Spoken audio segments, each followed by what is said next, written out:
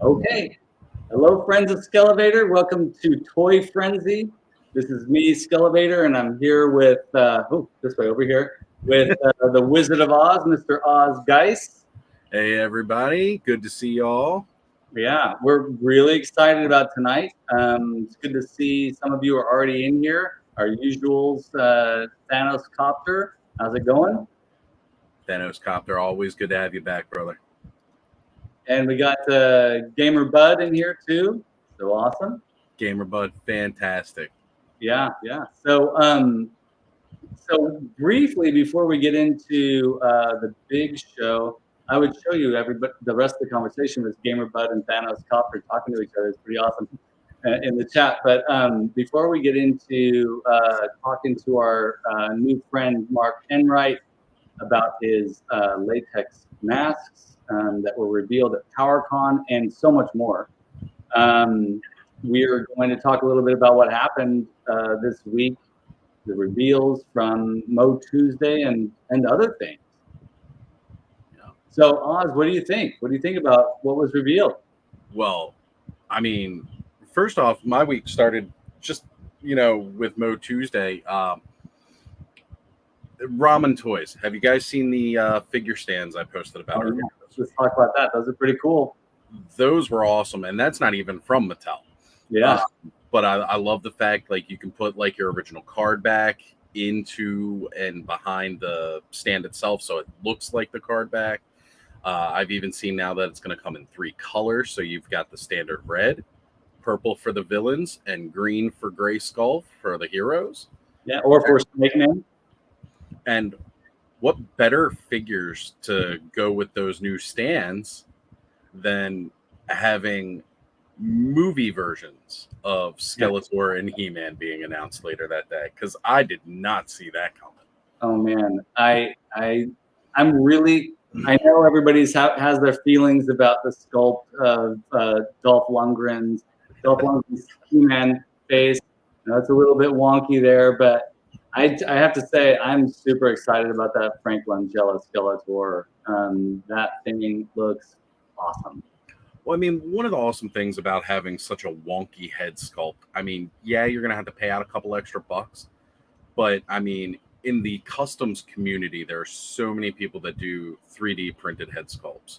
So, if you're not satisfied with it, check out, see who's going to be doing some decent styled, 3D printed head sculpts that you can just throw on there. We even had the idea that we could just put Mr. T's head on it, and King T could carry over into the movie. I think that would be pretty awesome right there. That's right. But yeah, I could not help myself but to make that meme earlier this week.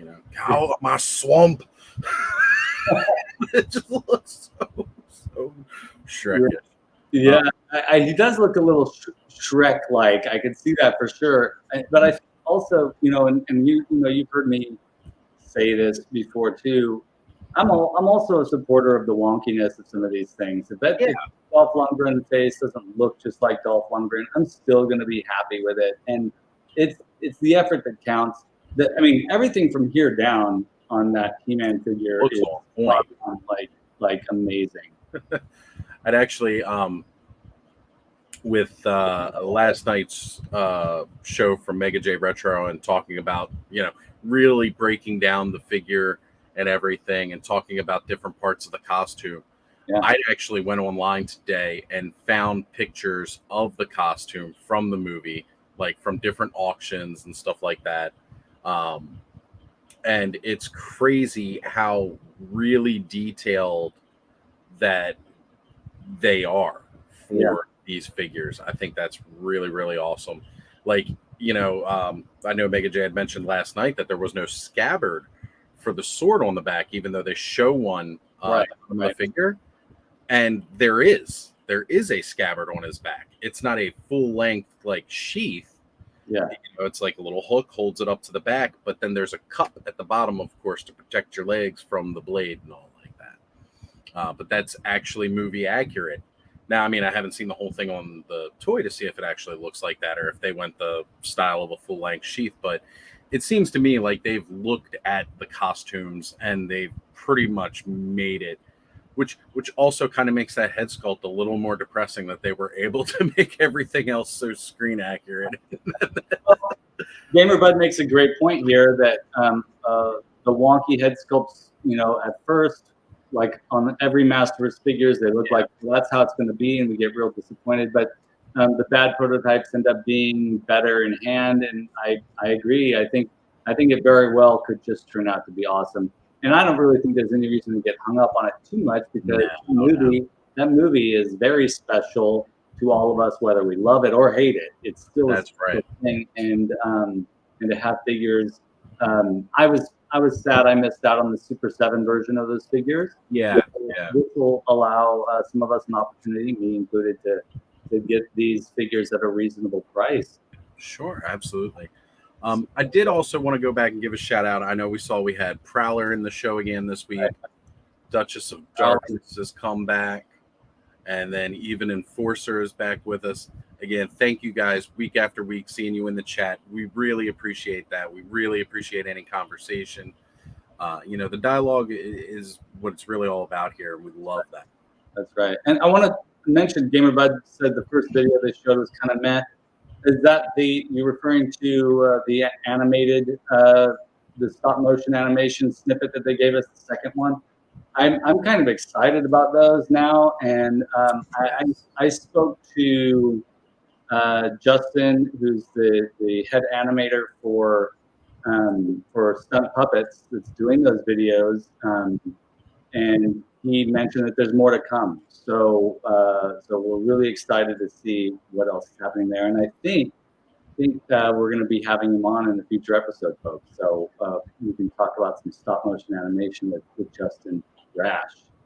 That's right. So, Masters Maniac Mexico said, "Present Lord Vader, sir." That's hilarious. I love that. That's awesome. And fantastic news and revelations. Yeah, for sure.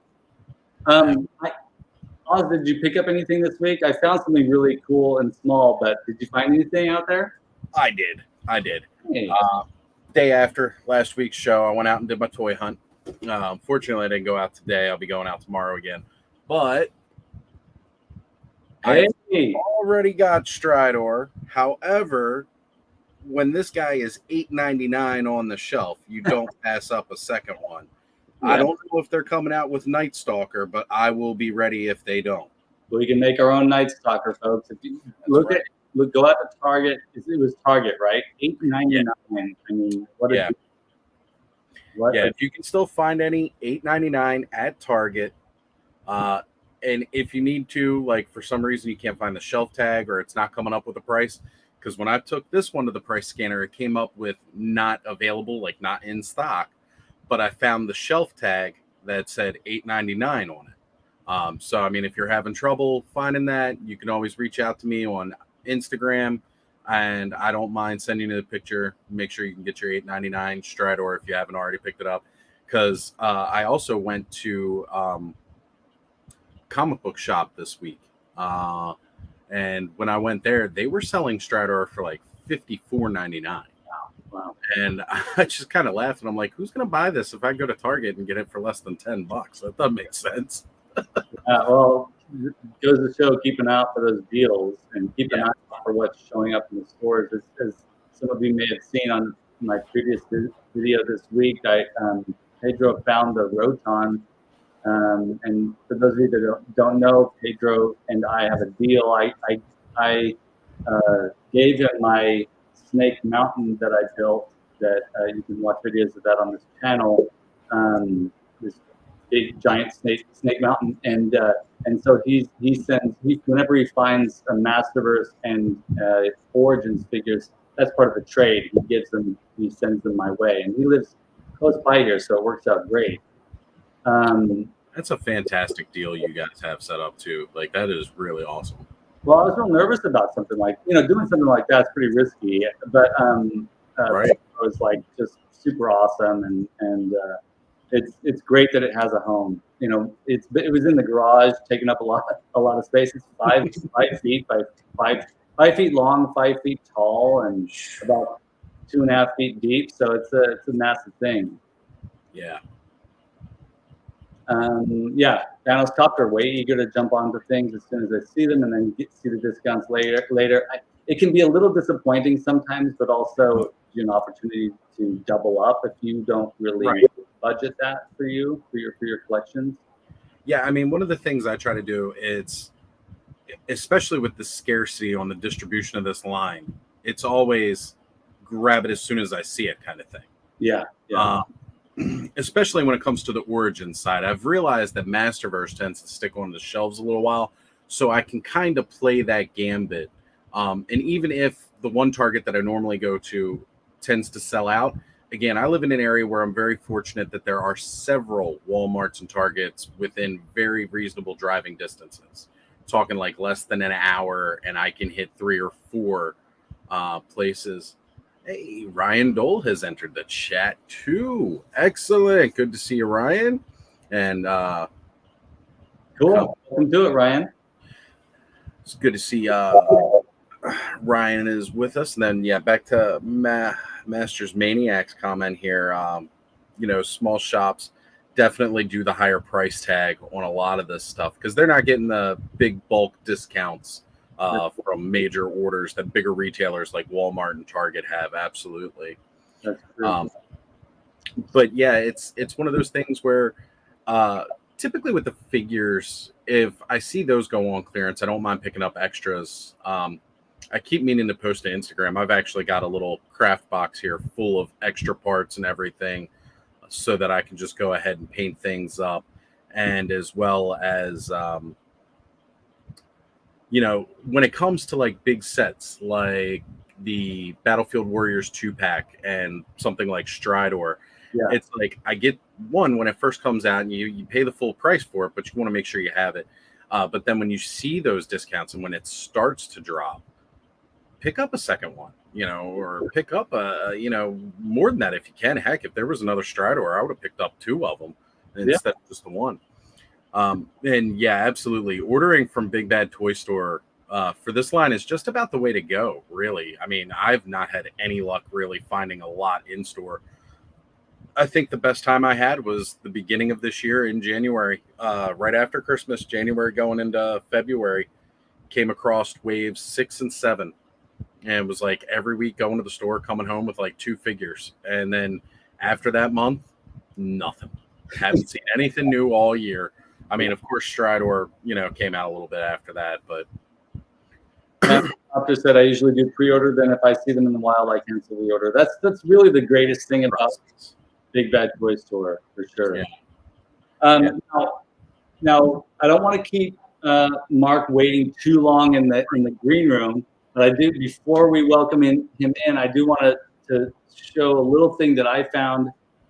So we've been talking a lot about the world's smallest micro figures, and we were looking at the mystery boxes or mystery packages. We're talking about them.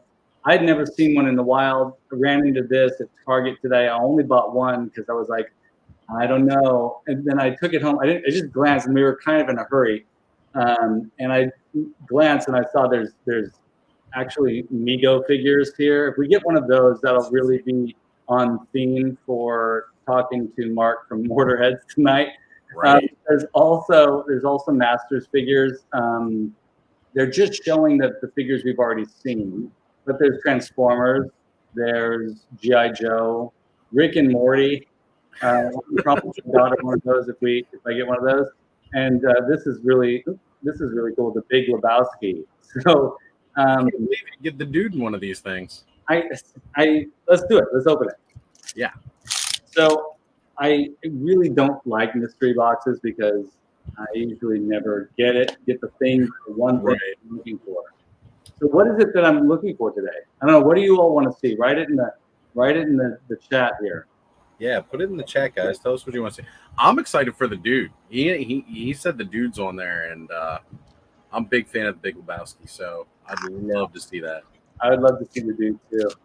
All right, here's the little, mystery bag. Mystery on top of mystery. The suspense is killing me. I want to get a battle cat. That would be cool. But it's Oh, that would be awesome. I don't think it's a battle.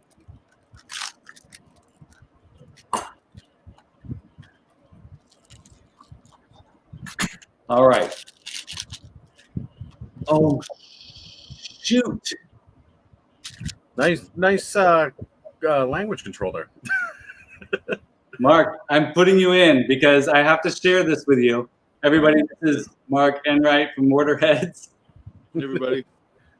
The Fly. Hi. Nice. Oh, no way. Oh, this is so awesome. Yeah. All right. So, anyways, this is really exciting. That's Mark, Cool. sorry to surprise you by just dropping you in, but I knew that you would appreciate The Fly. I know you're a fan of the old monster movies. Dennis Copter says, "Hey, Mark." Hey guys. Oh, sorry. Go ahead. No, just thanks for having me on, guys. Been looking forward to it. I've been watching the shows and happy to be here to talk about the masks and whatever else you want to talk about for sure. Yeah. Well, Oz and I were really excited to see that reveal at PowerCon, but I was particularly excited because it was you, and I've been following your work for quite a long time, actually. Never bought anything from you yet, but always been sort of like drooling over your work. So. I'm going to go ahead and open up the slides that you sent, and we'll kind of go through that. Is there anything that we should know about you before we get started, Mark? Like what got you into rubber masks? Basically, well, masks were actually the very first thing I ever collected as a young child. I remember I had a small mask collection. It was all like the Ben Cooper plastic masks, and I think I had one. There used to be a place, I'm from the Midwest, from Indiana originally. There was a place called Wayne's Trick Shop, and we would go there like every week. They had a whole wall of masks, and they had all the little novelty, items in the cases and everything. And I don't remember any of the masks beyond the front ones, because those must have been the cheaper ones, because that's the only one I ever got, and it was like this plastic bulldog mask. And I had about 4 or 5 masks, and once they started getting cracked and broken, then I just kind of gave up on that collection. But masks were actually the very first thing I started collecting. And years later, when I started getting into like makeup effects, things like that, and I was doing haunted houses. And the first haunted house I did, I wore a mask, and I was like, oh my God, I can't see, can't breathe. I'm gonna start using makeup. So the next one I started doing makeup, and everybody was like, hey, makeup's really cool, can you do my makeup? And then I just became like the official makeup artist for the haunted house, because we have one here locally that's been going on for like 15-16 years till COVID hit anyway. And so then I just started doing all the makeups for people, making up like the main characters and everything. And so I didn't have time to do my own makeup, so I was like, well, I'm gonna start making masks, and I'll just wear a mask so I can just throw it on. And that was kind of how I started making masks.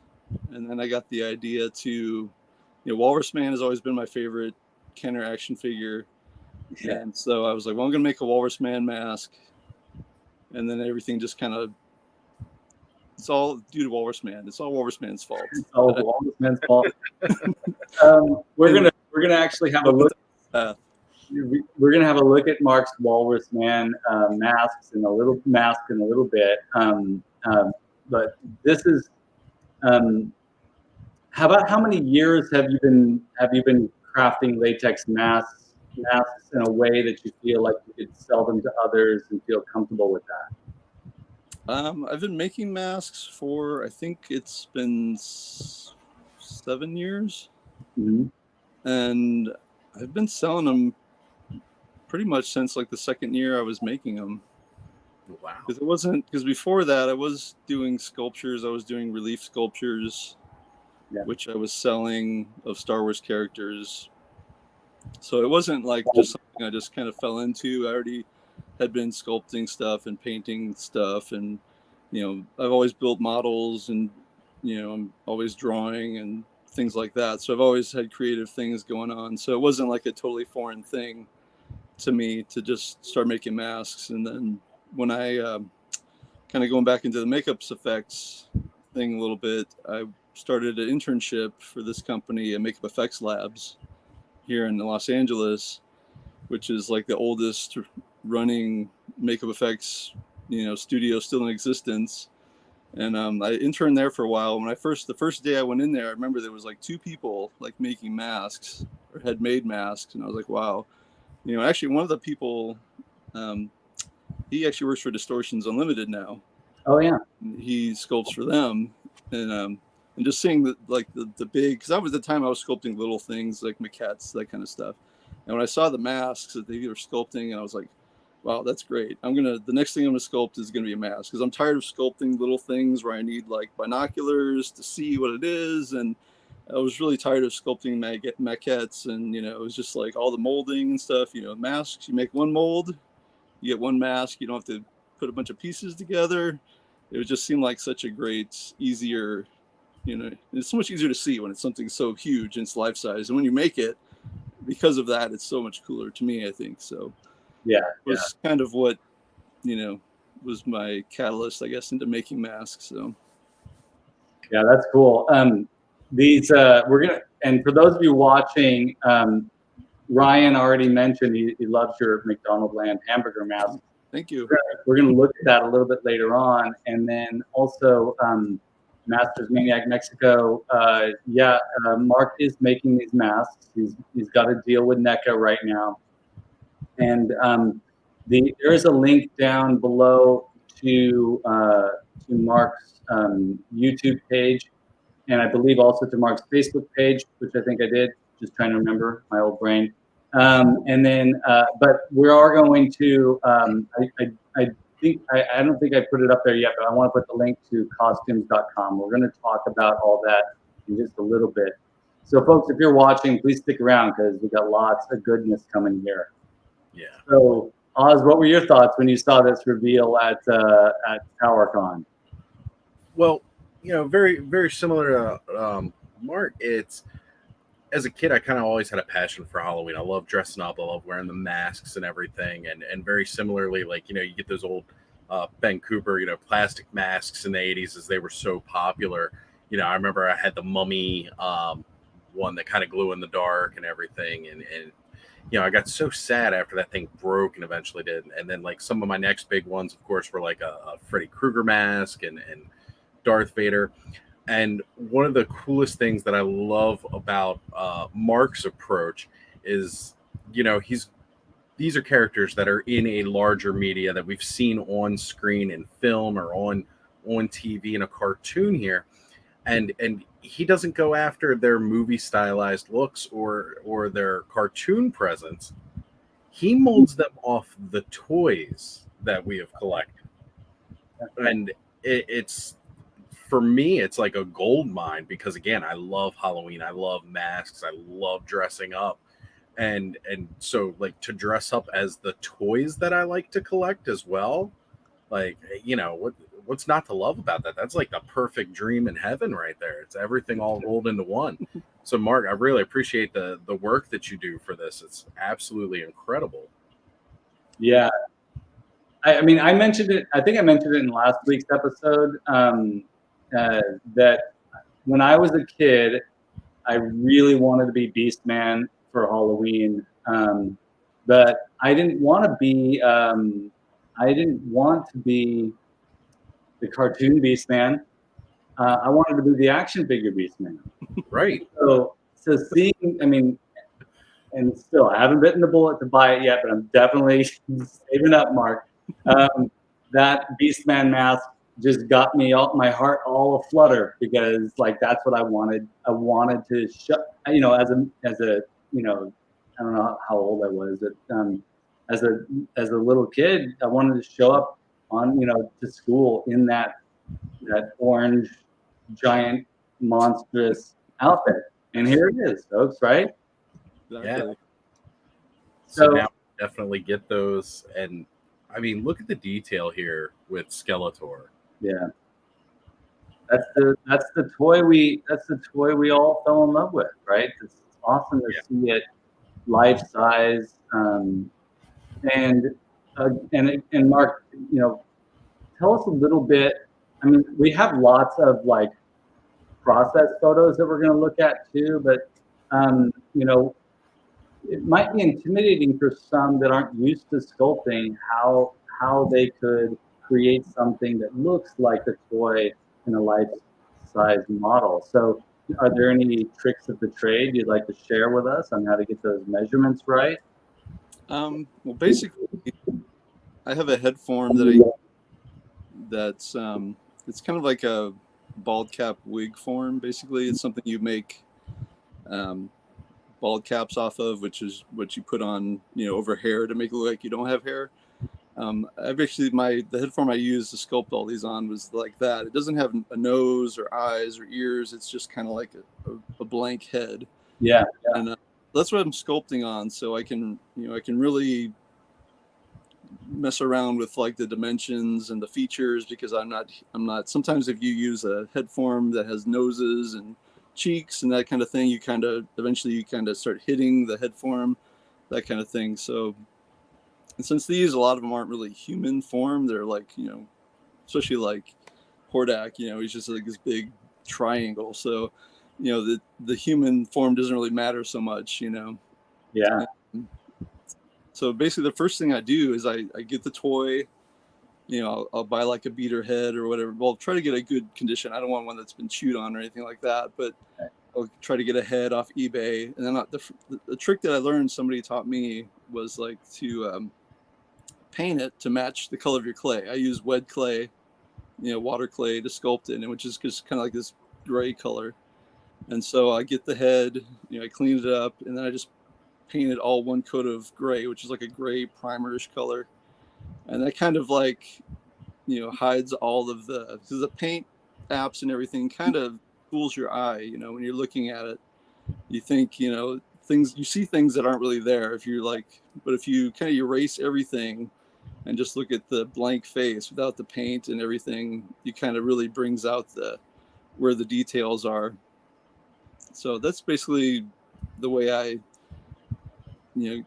I've learned to get as close as I can. And then the head form I use, it's kind of bolted to this Lazy Susan, so I can move it however I want. So I'll, get the main forms of the mask going, and I'll just start whittling it down.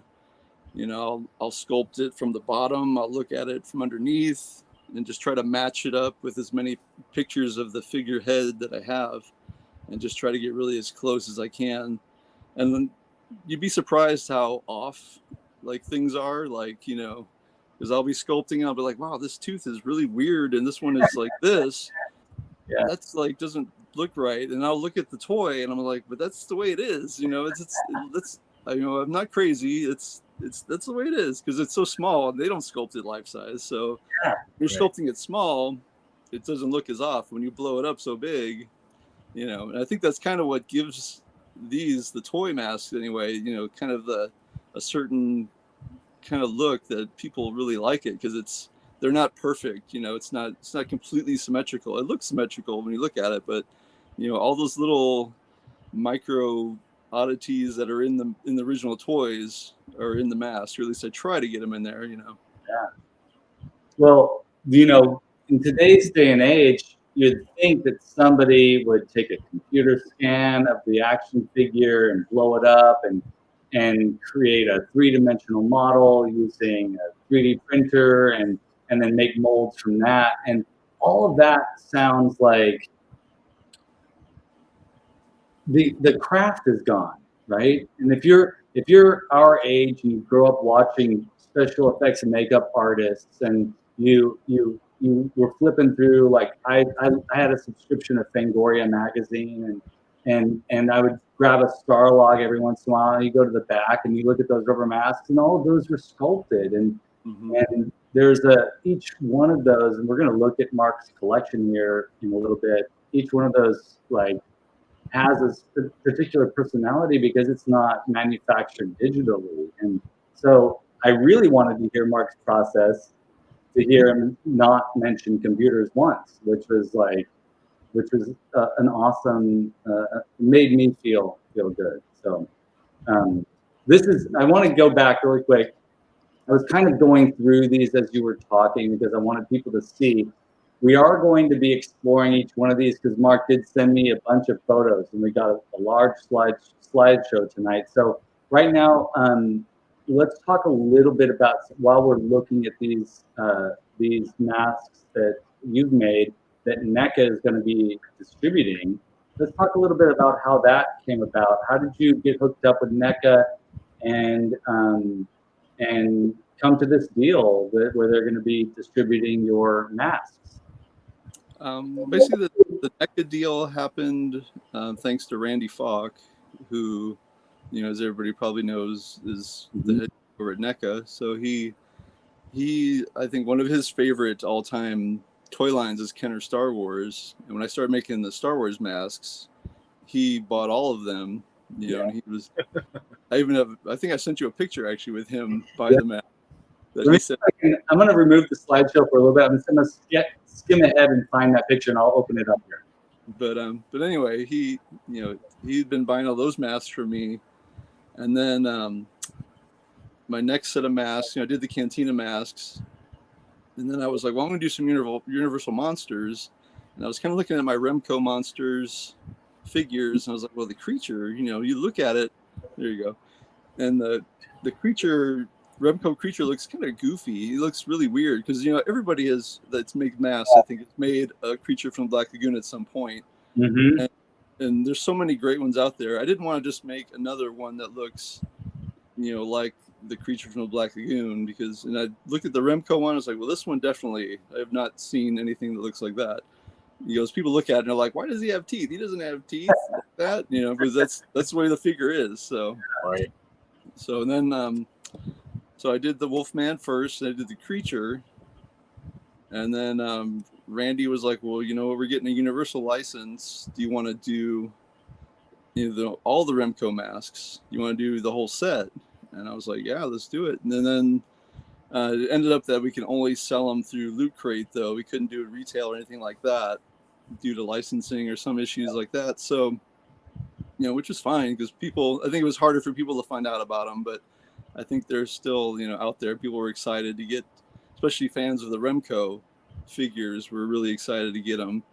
And so we did that. And then about a year after that deal was done, I did a Skeletor because people had been asking me to do Skeletor for quite some time. And there's the Wolfman sculpt, the original sculpt. I really want to show the next one here. Oh, that's the George Lucas Wolfman. That's the one. There's only one of those that exists. Oh, just like George Lucas, there's only one in mask form that exists. So yeah, that's amazing. Love it. And so I made the Skeletor, and I really, I'm always kind of a Star Wars and horror guy. Skeletor has always been one of my favorite characters and villains, bad guys. As a kid, I only had He-Man and Skeletor. Those are the only two I ever had. And Skeletor I always thought was just cool. So people have been asking me and bugging me, you can make a Skeletor. And that's the very first one. And so I finally got around to doing it. And it just kind of blew up. People were like, oh my God, it's so great. And I think this is actually the very first one. This is the kind of I call it a paint test because it's not really a paint master because this isn't the final paint that I used. If you look at the purple, it's really dark. And his mouth has like a whole bunch of like teeth lines. And the forehead looks kind of cheap. I don't know. This mask actually became what they made all the masks from, the sculpture, because I stupidly did not make a master copy of it to make, production molds. I just made one and I just kept making more. I didn't expect it to kind of blow up the way it did. I really underestimated the MOTU fans and how much they loved the Skeletor. So that I had to eventually go back and strip all the paint off of that mask, and just it became like the master mold that got sent off to Mexico so they could make all the masks from that master, because that was the best copy I had. And plus the plaster I used on that very first one was kind of wonky because I got some free plaster Went to buy my plaster. They gave me we have this bag that's broken. Do you want it? And I was like, sure. And then later on, I was like thinking about it. I was like, well, I don't know how long it's been open and just sitting outside. I wonder, because the mask had some issues with like casting and things like that. And I was like, oh man, probably something was wrong with that plaster or whatever. But I think it turned out okay in the end. So yeah. So then Randy was like, we have the universal hookup, already. So let's talk to Mattel, and then we'll see if we can do a Masters line of figures. And I was like, yeah, definitely, I'd love to. And then he gave me a list of characters. He said, let's just do bad guys, start off with just the bad guys, because those are the coolest ones. I mean, That's right. So By far. he gave me a list, and I just went down that list. It took me, I was like, well, it'll probably be like 5 weeks per mask, and because I have to make 2 paint masters and the foam master and all that stuff. I was like, 5 weeks, and it ended up taking me like probably 2 months per mask. So it took a lot longer than I thought. So I think I started it back in August or something like that last year. So yeah, but finally got them all done. They have all the masters, and they announced it at PowerCon, and he didn't even tell me they were going to have a PowerCon at first. And everybody, why is NECA going to PowerCon? Why is NECA going to PowerCon? And I was just like, I wonder if they're going to debut the mask there. So I asked him, and he's like, yes, we're going to do that. So, and luckily I got to go and hang out with those guys, they're all cool, Blanger Things and Randy and Manny, all those were there at the time. They were all really cool and a lot of fun to hang out with. And the people were really, really into them. They really like the masks. And the masks are always going to be second to the action figures, I think, to most people. But for me, it's fun to kind of introduce a different kind of action figure thing to action figure collectors. Yeah. Because they look great on top of your action figure collection, Yeah. That's what I always like to say. So. Yeah, I mean, you don't have to sell it to us for sure. Like that, they look beautiful. To have, like I said earlier, to have life-sized heads of whether you wear the masks or not, have life-sized heads figures on display. And similarly, to have, I'm just going to skip over to here, to have Kenner Star Wars figureheads too. As masks, but also, do you also give the option if people order directly from you to either punch the eye holes out or leave them unpunched? Yeah, I usually do. If some people want them just for display, they don't want the eye holes. Right. But a lot of the ones that I make, the eye holes are really hidden really well, so you can't really even tell. Like this one that we're looking at now is a wearable. It has the holes drilled out, but you can't really see. Mm-hmm. The holes are drilled out. So, but yeah, some people don't want them wearable. They just want to have it for their display, whatever. Makes sense. So I'm gonna we'll come back. We're gonna go back in time a little bit. But Oz, do you have any questions about mortar heads and NECA and what we can expect? Well, I mean, one of the big things that I think a lot of people are wondering, MOTU has such a large library of figures. Yeah. And I know you said that they were going to be starting with, doing the villains. And again, the villains are the coolest. I mean, let's face it, we all love the villains. Is there going to be an additional lineup after like this first lineup? I don't know about a whole lineup, but definitely probably be doing a He-Man at some point, so then we can kind of get Faker, which is another bad guy. But yeah, so definitely I'll be doing a He-Man at some point. Okay. I actually have my reference right here. Woo! Perfect. Got around to doing that yet, but that's my next. I have right now on my table. I got Micronauts Membros. That I've been sculpting for a couple months. It's almost done, so I'm gonna get that done, and then I'll start on the He-Man. Very cool. Masters Maniac Mexico says that Merman will go shopping to Walmart in Guanajuato, Mexico. If he has it, he'll wear it. That's awesome. So Masters Maniac Mexico, you have to document that and you have to send it to us. So That's right. Mark can have that as part of his archive. Cool. I have a question. So we're able to get the, we're able to find the Skeletor already sold out, and we know that was the 500-piece run that was signed by you, the artist, which is very cool. And Beastman hasn't sold out yet, or at least hadn't sold out yet as of Friday when I checked. But when those are gone, and Beastman, I know Beastman's probably gone pretty soon here. Where will we be able to find the rest of those characters and maybe more Skeletors and more Beastmen? Well, the Skeletor and the Beastman, it's only limited to the signed editions. The Beastman, yeah, last time I checked, he was still available. But they will possibly, they said maybe even Walmart. Those two might show up at retail at Walmart. They weren't 100% sure or not yet, but definitely those two will probably be in stores, hopefully.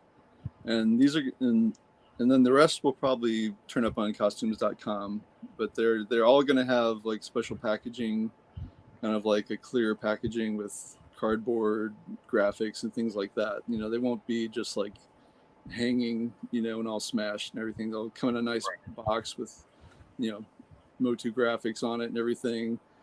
And so yeah, definitely costumes.com, it would be, you know, where all the rest. And I think it's late fall, I believe, is when they're going to start hitting, I believe, because they got to make them all. So they've had the Skeletor and the Beastman. They've had those for a while at the factory, so they're probably pretty up on a lot of those. But like the some of the ones that took me longer to get to them, I'm sure they haven't like got full production ramped up on them yet. So probably, you know, December maybe should be able to start seeing them available. I hope, hopefully. Very cool. Very cool.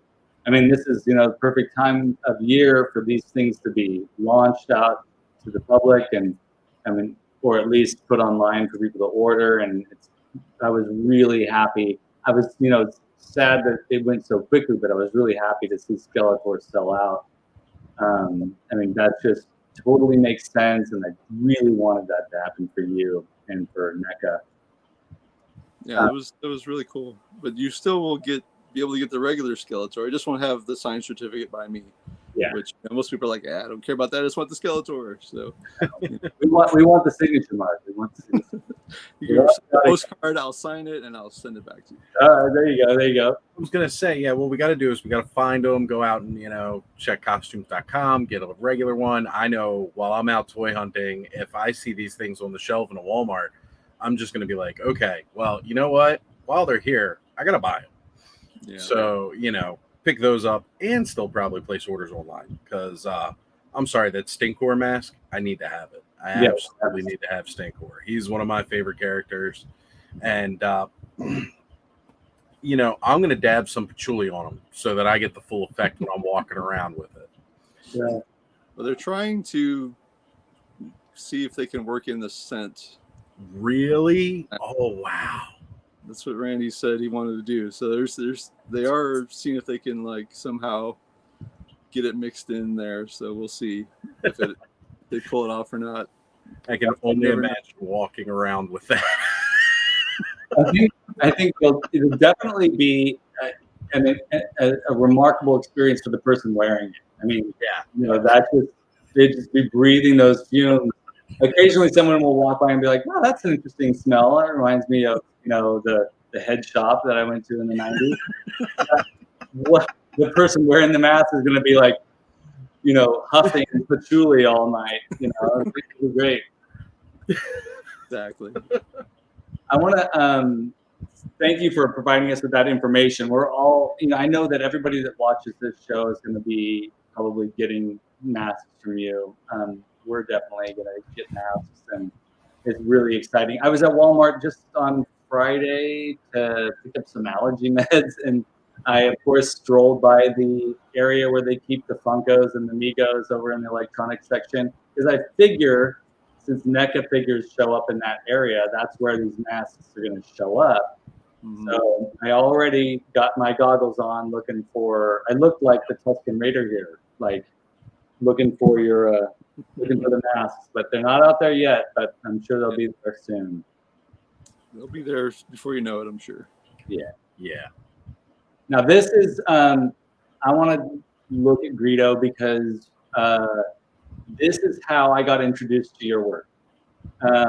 I saw a posting of this. I don't know if it was yours that you like. It came in through your feed on Instagram, like probably part of the algorithm or whatever. And I saw the Greedo, and I was just floored. Like I thought, how come no one has done this yet? Like how come no one has done this before? And I was just super impressed. Greedo was one of my favorite Kenner action figures as a kid. I loved them until I blew them up with firecrackers, and then I went out, 5 years ago, found another one. But he was one of my favorites. So this is beautiful. You've got the Cantina figures here. And Hammerhead was one of my favorites too as a kid. I love this picture, by the way. But what drew you to the Cantina characters? And we know that you love Walrus Man, so maybe you could start with Walrus Man. Yeah, well, definitely Walrus Man. I remember I have a specific story with Walrus Man because I had my best friend in school, Chris. He had a Walrus Man figure, and he used to always introduce me to stuff because I guess he had an older brother, and I think he would get this stuff from his older brother, all the cool stuff. He'd be like, "Oh yeah, Star Wars and Kiss and Godzilla, all this stuff." He would just kind of introduce to me, So he had a Walrus Man figure he brought to school, and I was like, "Oh wow, this is so cool." He's like, "Oh, you can take it home, overnight and bring it back to school tomorrow and play with it." And I was like, "Oh, that's so cool." And I took it. I went to my grandma's house, and her dog totally ate it, just like ate the entire top of the figure. So then it was just like some legs and like a chewed up torso. And I took it back to school. I was like, "Oh man, he's gonna be so upset." And he was like, "I don't care. You can keep it." But like that story is always has always stuck with me. And that those legs were like in a junk drawer at my grandma's house for like years and years. I wish I still had those. That would be so cool if I still had those. But they were in a junk drawer with all kinds of broken toys and model kits and whatever at my grandma's house for years. But I remember looking at that Walrus Man figure and just the boots, the sculpting of the boots and everything. And I think actually the sculptor who did the Walrus Man, I believe, if I remember correctly, he also sculpted some of the Remco figures too. And I think he did Chewbacca, maybe Boba Fett, in the Kenner line. So it's kind of funny that there's that connection. I don't know, but something about the sculpting on those boots and just like the orange leotard and everything, it just really made an impression on me. And then obviously I got the other Cantina figures as a kid, the hammerhead with the weird veins and the skinny arms, just like, the weird feet with the big 3 toes. They were just so cool, so once I did the Walrus Man, everybody was like, "Oh, you're gonna do a hammerhead?" And I was like, "No, I'm not gonna do a hammerhead. It's too crazy. I gotta mold it down the middle. How am I gonna do the head?" And then, after while I was saying it in the back of my head, I was thinking, well, maybe I can do it, so just crazy enough to try it. So, I did. So I just kind of molded it just the way the figure is, and it just kind of from there, I got to complete the set. I can't just do 2 or 3. I got to do all 4. So how does this is my big question. How do you keep the front part of the face of Hammerhead, the hammerhead part of Hammerhead's head, from flopping down, since it is a latex sculpture out there in front? There's the front of it, the whole front is foam filled, like a polyfoam, kind of like semi-soft kind of polyfoam, and plus there's like a wire that runs kind of over the top into the neck that's inside the foam. So you can kind of bend it back and forth a little bit if you need to. The vision in the hammerhead is actually, you can't see great out of it. You know, you can't drive a car with it or anything like that. I wouldn't suggest it. But the holes are actually kind of right behind the head, like where the big vein is that runs up to the back of the head. There's little holes there. See here. And then the breathing hole is kind of underneath his chin, whatever, by the neck. So, you know, it's not easy to see out of, but you can see out of it. And really, it's like all you have to do once you get something like this to make everyone's night is just to sit in a chair wearing it. That's all you have to do. Right. Exactly. You know, I mean, this is phenomenal. Welcome, Thunder Punch He-Man. It's good to see you here, man. I've known Thunder Punch He-Man for quite a while through Instagram too, so I'm glad you were able to make it in. Good to see you. Yeah, as long as you look good, you don't need to see. Absolutely. One of my other favorites of yours well, first of all, we gotta talk about this little guy, Snaggletooth, because we did two different versions, right? And appropriately so. Yeah. That's awesome. Chewbacca. So this is awesome too. It feels like it must be bigger than the other masks. He's pretty big, yeah. It's not too much bigger, but it's because the neck part is kind of so long. It's definitely bigger than the other ones for sure. Cool. So the blue Snaggletooth, what also kind of started the Cantina things were someone saw a Walrusman mask, and they said, "Oh, can you make a blue Snaggletooth mask?" And I was like, "Well, yeah, sure, I'll make that." You know, that was kind of like the first commission I ever got from somebody. You know, I was like, "Yeah, sure, just pay for the mask. You know, whatever I charge at the time, $100 or something like that." And I kind of knew that, well, if I make one, I'll have the mold. I should be able to. I'm sure there's got to be more people out there that will want a blue Snaggletooth. Come on. Right. So, definitely I sold a bunch of those too. So that's awesome. So tell us about this is one thing that I watched, this great little documentary I found on YouTube that someone made of you, which is great. I put the link down below this video. You all should watch it. It's awesome. But since you're here, why don't you tell us a little bit about the seam? Oh, the seam. Yeah, the masks, pretty much the seam, the mold seam that runs down pretty much every latex mask you see. That's kind of like the bane of every mask maker's existence, because they always want to erase that. You don't want to see that. That makes it, you want your mask to look usually as realistic as possible. So you want that seam to be completely gone. But since I'm doing action figure masks, when you look at the figure, that seam is there. So I just leave it. I have to trim it down a little bit sometimes, but for the most part, I just get to leave it there, which is excellent. Some of the MOTU masks I actually had to get rid of it because those are roto molded. They weren't like it from a 2-part mold, so I had to like break down and actually get rid of that seam line, and especially Merman.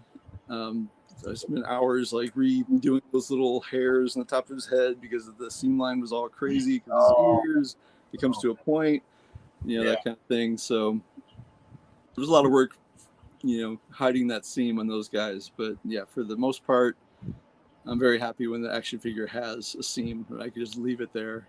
I think it adds something to it as well. It's not just complete laziness. It's there for a reason. I think so. It's like Ryan says here. It's what makes it. It's what creates the magic of these. If you got rid of them, again, it wouldn't feel like the figures. Yeah, that's right. I was going to say, like, that's one of the real parts that I like to the artistry of it, is that these are masks, again, of the toys, not what you've seen in cinema, not even like the practical effects that George uses when he's making his Cantina scene. These are the toys, and by leaving like those little imperfections that you see with the toys, Or even like with the Snaggletooth, doing the blue Snaggletooth, is, you know, you get this variant of it that is so infamous with the toy collecting community too. So you're going to have fans that are going to be like, well, you know, I got to have both. And I think that's beautiful that you can do that with your masks. And other mask makers can't really do that same thing. It's something very individualistic for yours, almost like an extra signature with your products, which I love. I think that's fantastic. Thanks. Yeah. If these masks had had visible seams, which they do, because I've seen some of them in person, but the manufacturers of these masks wouldn't want there to be seams, right? Yeah, those are all down post masks. Yeah. Some of them are vintage. A couple are from the 90s. Mm-hmm.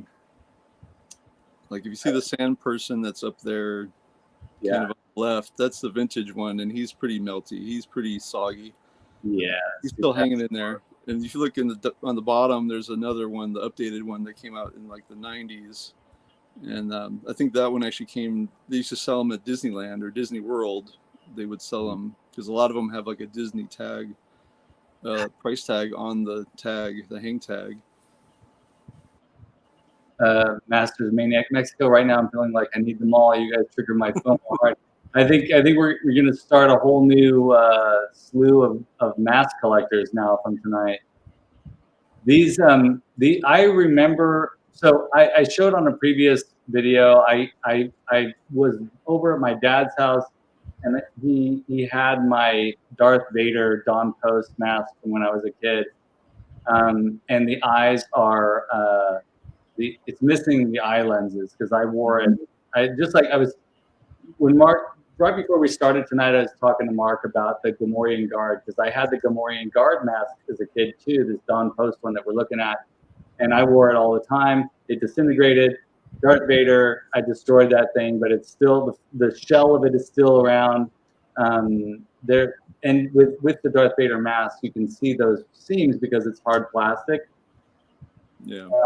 But that's kind of what makes it special is that, you know, they were doing their best with what they had to make these masks and get them to fans. Yeah, definitely.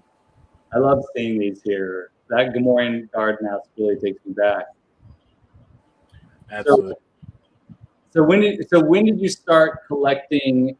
You mentioned earlier that collecting masks was your first foray into collecting.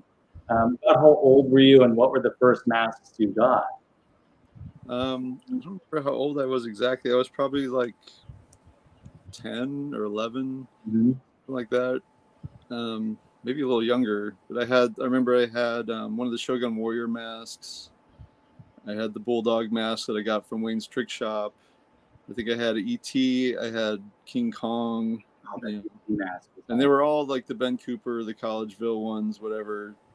The King Kong one was actually my Halloween costume one year, and then it just kind of got incorporated into my little collection. But then, you know, I didn't collect after that. I didn't really collect masks again until probably like 10 years or so ago when I started getting into making masks. And I was like, well, I'll get one mask from each, you know, company. I'll get a Death Studios mask. I'll get a Don Post mask. I'll get a Trick or Treat mask just so I can, you know, be something studios. I'll Zagoni. I'll get one of everything so I can kind of check it out and see how they make their stuff. And like 150 masks later, however many I have, you know, that kind of blew that idea way out of the water. So, because definitely because since I collected Star Wars, I was like, well, I got to get all the Star Wars masks, you know. So that one definitely wasn't one where I can only have one Star Wars mask. That's not really possible. So, you know, I spent the bulk of my time just collecting those and trying to find good copies and ones that aren't melted. And you know, there's so many hard to find now. So latex is rough, man.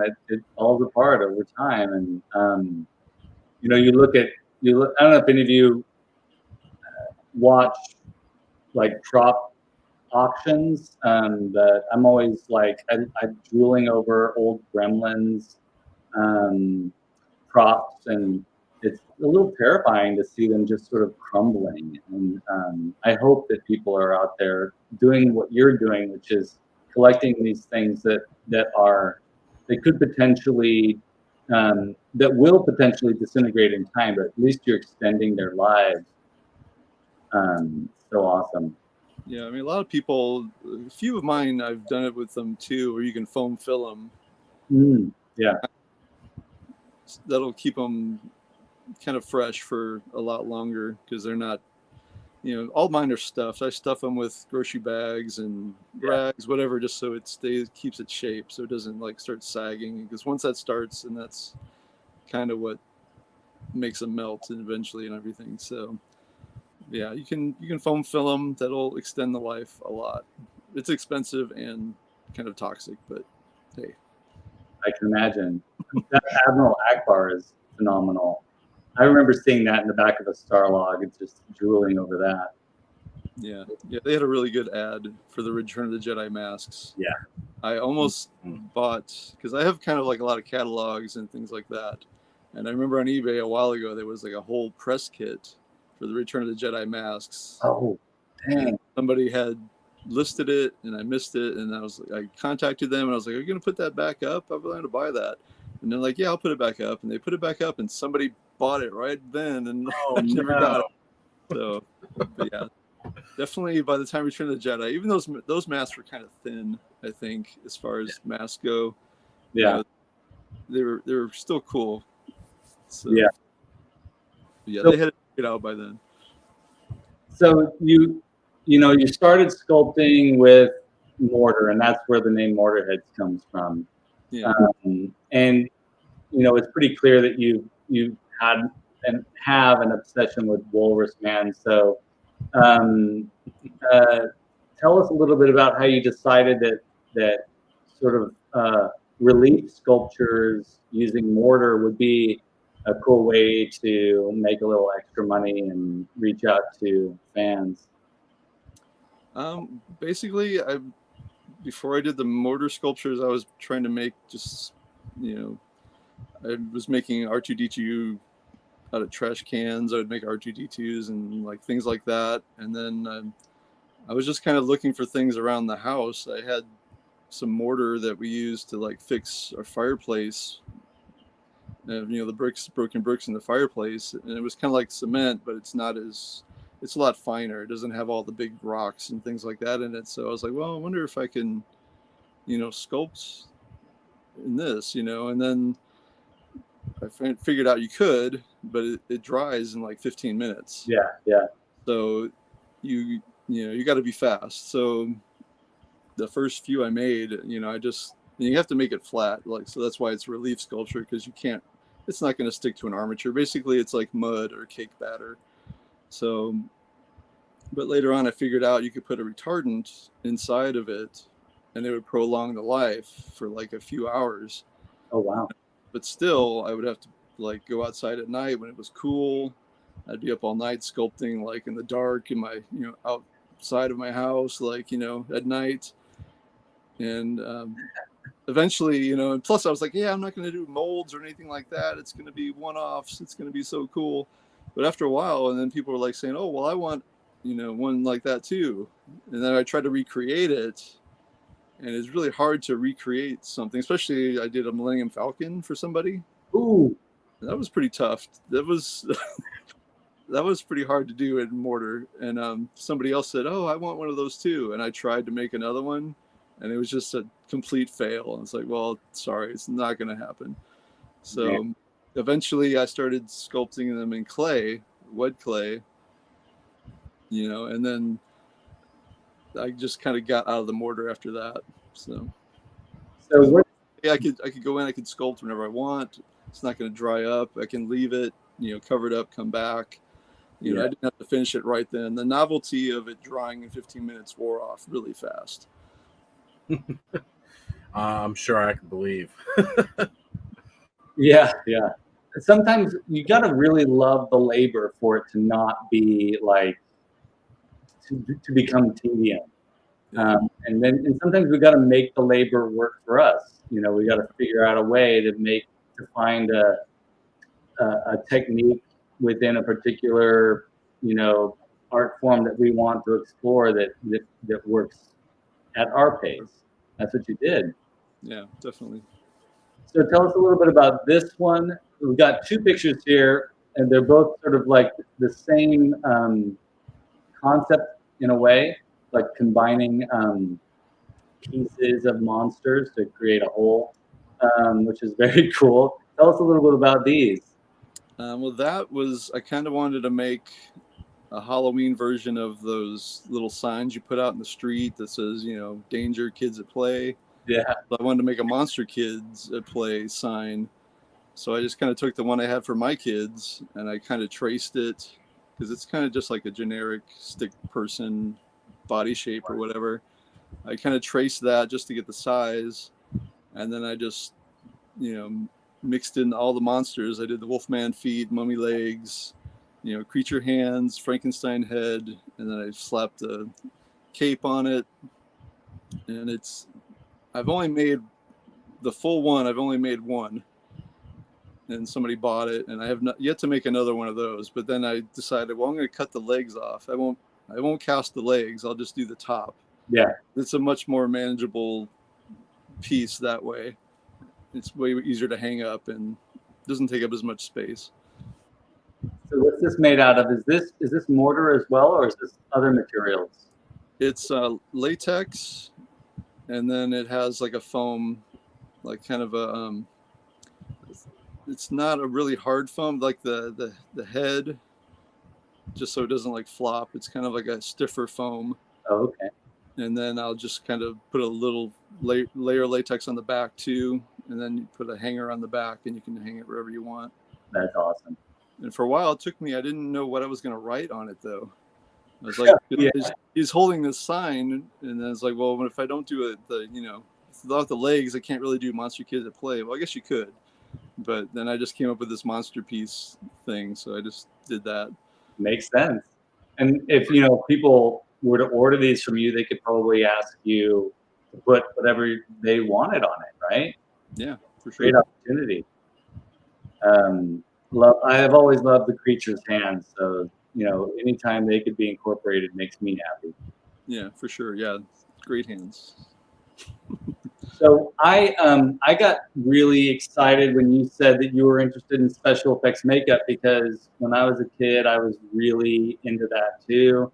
There was Freddy Krueger that made me and Freddy Krueger and Alien that made me really want to explore creating rubber suits and making latex, foam latex applications on prosthetics on people's faces.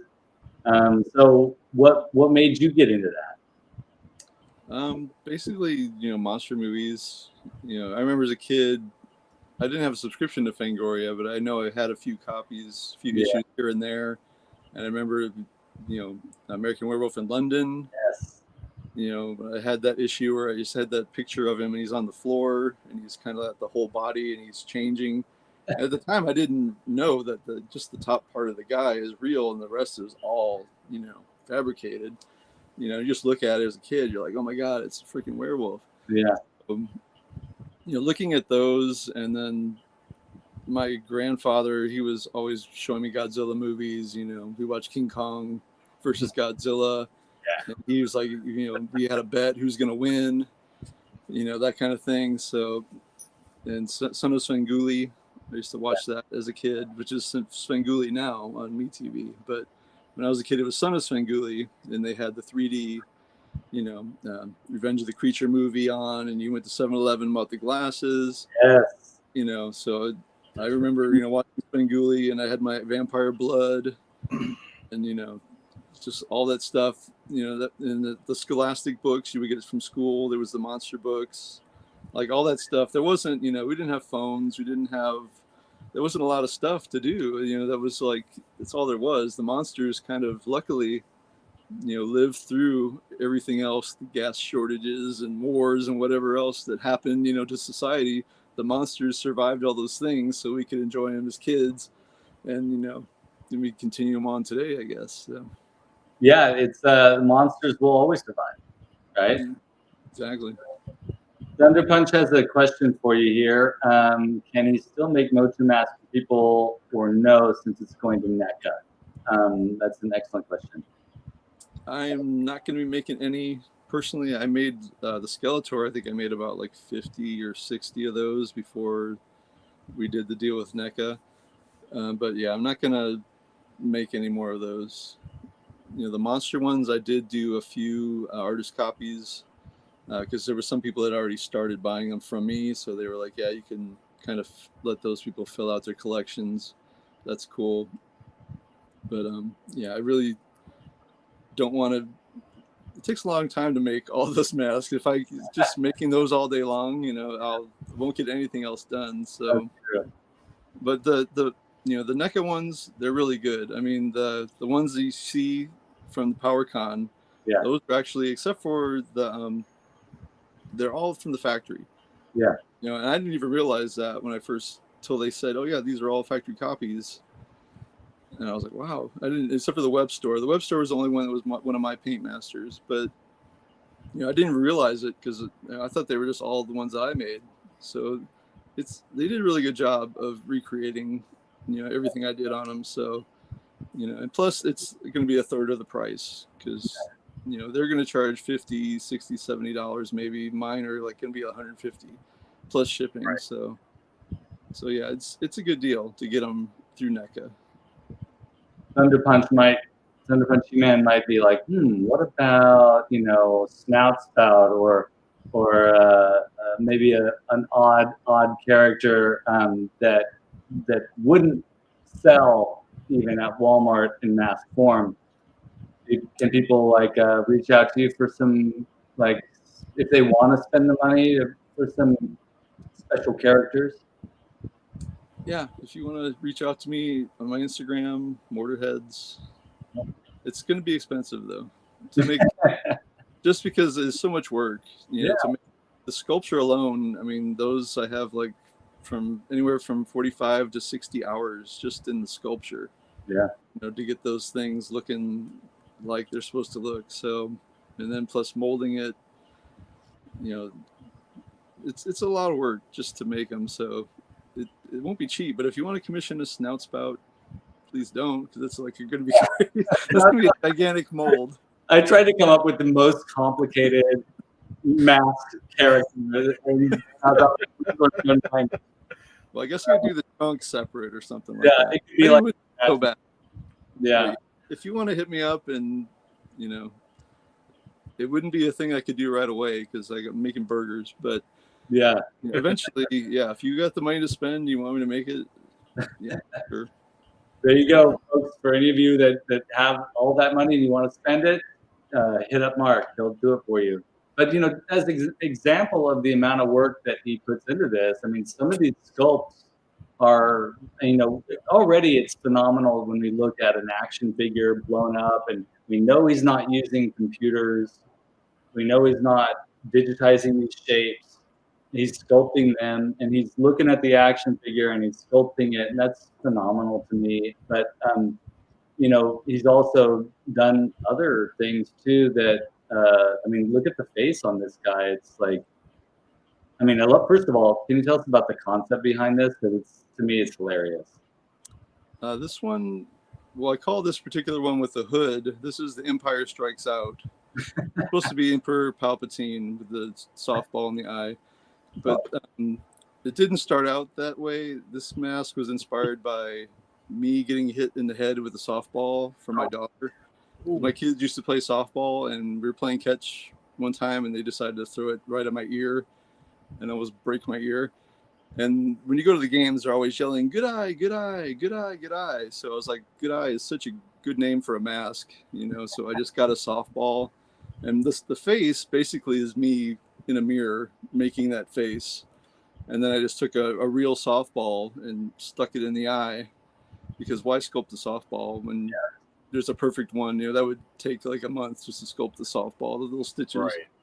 So So originally it just kind of was a guy or a girl. I've made girl versions of that too. I put like a curly hair wig on it, and it was just called Good Eye or Number One Fan, something like that.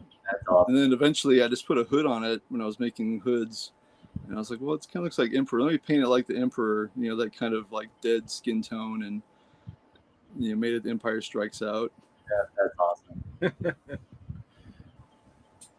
And this is great too. We recognize this guy. Yeah, that's Scary Rotter. I made that. I was like, oh, this is gonna be so great. It's a Harry Potter like 20th anniversary, something like that. I'm gonna make a zombie Harry Potter. Oh, it's Scary Rotter. It's gonna be awesome. And it did not sell for like, I think I just sold this mask maybe like last year or maybe earlier this year. I made it like 3 years ago or something like that. But finally someone bought it. And he went to a new home, and I still have the mold somewhere, but I don't have any plans on making any more of those soon. That's awesome. If anybody wants a hairy, scary rotter mask, we can do it for you. And tell us a little bit about this one too. That is Franklin. He's kind of like an alien Frankenstein. That particular mask is MIA. Oh. I painted that one that way for Mask Fest in 2019, which was in Indiana. And since I'm from Indiana originally, I have some family lives there, so I sent them a bunch of masks that they were going to bring to the show for me, so I don't have to bring them all on the plane. Right. And me not being like overworked and tired and didn't double check the address, and I sent it to their old address. And so I sent a big box of masks to just some random people, and they opened it up and like, wow, cool, we got masks. And like, didn't, my brother-in-law went to the house and was like, did you guys get a box? They're like, no, we don't know what you're talking about. And like even the postmaster was like, we know you got this package, but you should turn it over. And they're like, well, we don't have it. I don't know what you're talking about. So there was like this mask. There was a zombie hammerhead mask. I think a gray, just a regular Snaggletooth mask. Yeah. And something else. I don't know what else was in the box. That's devastating. So there's a reward for this guy. If somebody has him, I will give you a reward of $25 or something. For the safe return of Franklin. If anybody has these masks, I will send you the Super Impulse miniature Nego the Fly. Okay, I will do that as long as we can get those masks back to Mark. And you can hold me to that, Mark. I'm gonna hold you to it. Yes. So let's see. Now we've kind of gone back and forth on the slides, so I don't even know where we are anymore. Let's see what's next. Oh, okay, good. Oh, love this one. Yeah, me too. So, first of all, my favorite Halloween movie. Tell us a little bit about it. So basically, Halloween 3, that was my favorite Halloween movie. As a kid, my mom worked at Singer Sewing Machines, and I would go to work with her, and they had a TV in the back with a bunch of like VHS movies, and I would just sit back there, and they had Halloween 1, 2, and 3, and I watched the other two a lot, but Halloween 3, I just would watch that, over and over and over again. So, that was also for Mask Fest. I made that one, so I was like, well, I want to make something Halloween 3, so I just combined all three masks: the witch, the pumpkin, and the skull, and just made it all one mask. We called it No More Days Till Halloween. And there was only 10 of those, so that one's kind of long. Just recently, I made the last couple ones for that, so those aren't available anymore. But just awesome. It was a fun project. It looks great too. It's also, the color scheme is fantastic. It's everything we love about Halloween. It also kind of looks a little bit like a, candy corn, upside down candy corn too. Yeah. So good. So fantastic. Oz, did you ever see Season of the Witch, the Halloween 3 movie? Oh, absolutely. I mean, I think what we're at, 58 more days till Halloween, 58 more days till Halloween, Silver Shamrock. Yeah, that's right. There you go. Oh God, I can't stand that song. Like, it absolutely annoys me, but you can't get it out of your head once you hear it throughout that movie. Fantastic. Oh, and then this too. This is Yeah. awesome. That one is Spoiled Rotten. It's just basically a rotten pumpkin mask. That was one of my kids brought home a Scholastic magazine or something. It had a rotting pumpkin on the front. So I just kind of took that image and made a mask of it. Awesome. Yeah, this is actually one that I want to talk about here. The flaming skull to the right. Growing up as a kid in the 80s, I had that set of decorations. Mm-hmm. And I did notice it in one of the videos in the background of your office. Was going to bring that up. I like that image has stuck with me all these years. Like when I draw skulls and everything like that, like this is the basis for where that started, was this. Yeah. And, like it was so great. And the first time I remember seeing like Ghost Rider in a comic book, and I was just like, oh, I got a decoration of this guy. And, it wasn't the same thing. Yeah. So when I saw that you had actually made this, I was like, oh, wow, that is awesome. Because there were so many times as a kid, I just popped that up in front of my face. Yeah. It's fantastic. I absolutely love this mask. Oh my gosh, Oz, you just said that you drew this too as a kid. Like I drew this exact image probably 100 times as a kid. And I think the first time I saw it, my mom was a school teacher, and she actually used the Bystol, paper cutouts in her classroom, and this was hanging in her classroom. I mean, I guess that's fairly normal for like 1982 or whatever year that was. Yeah. Hanging up in there, but I stole it from her classroom. I asked for it, but I just never gave it back. And Right. Drew it. So when I saw that Mark made this, I was like, dude, this guy, I feel like we must be related or something. So yeah. So tell us a little bit about how this works when somebody puts this on. What does it look like? Basically, it looks like you're wearing the decoration. The eye holes are right above the eyeballs there, so you can see out of it. It's a half mask, so the flames, it just kind of goes around your face like this. It has a strap. Oh, cool. Stays on, and yeah, that's always been one of my favorite Halloween decorations ever. My aunt used to have these Halloween parties for us as kids, and she had the Bystol, set with the pumpkin and the witch and this guy, and that image is just so striking and always stuck with me, so It does. It's very striking.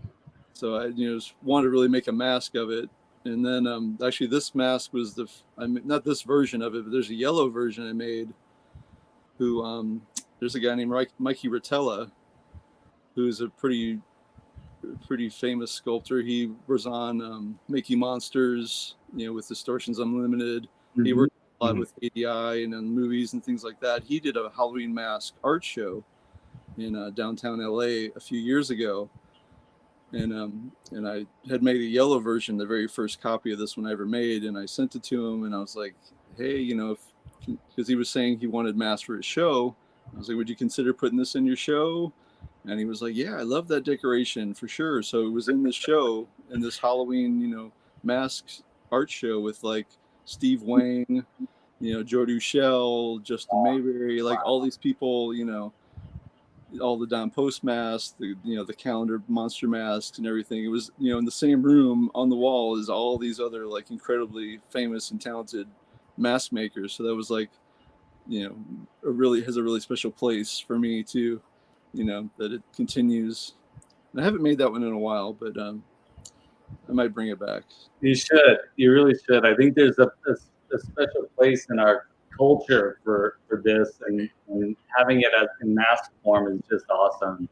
I mean, I can't imagine a scenario where I would have the opportunity to have that same feeling that you had, being being in the room with these other iconic masks and mask makers must have just felt phenomenal.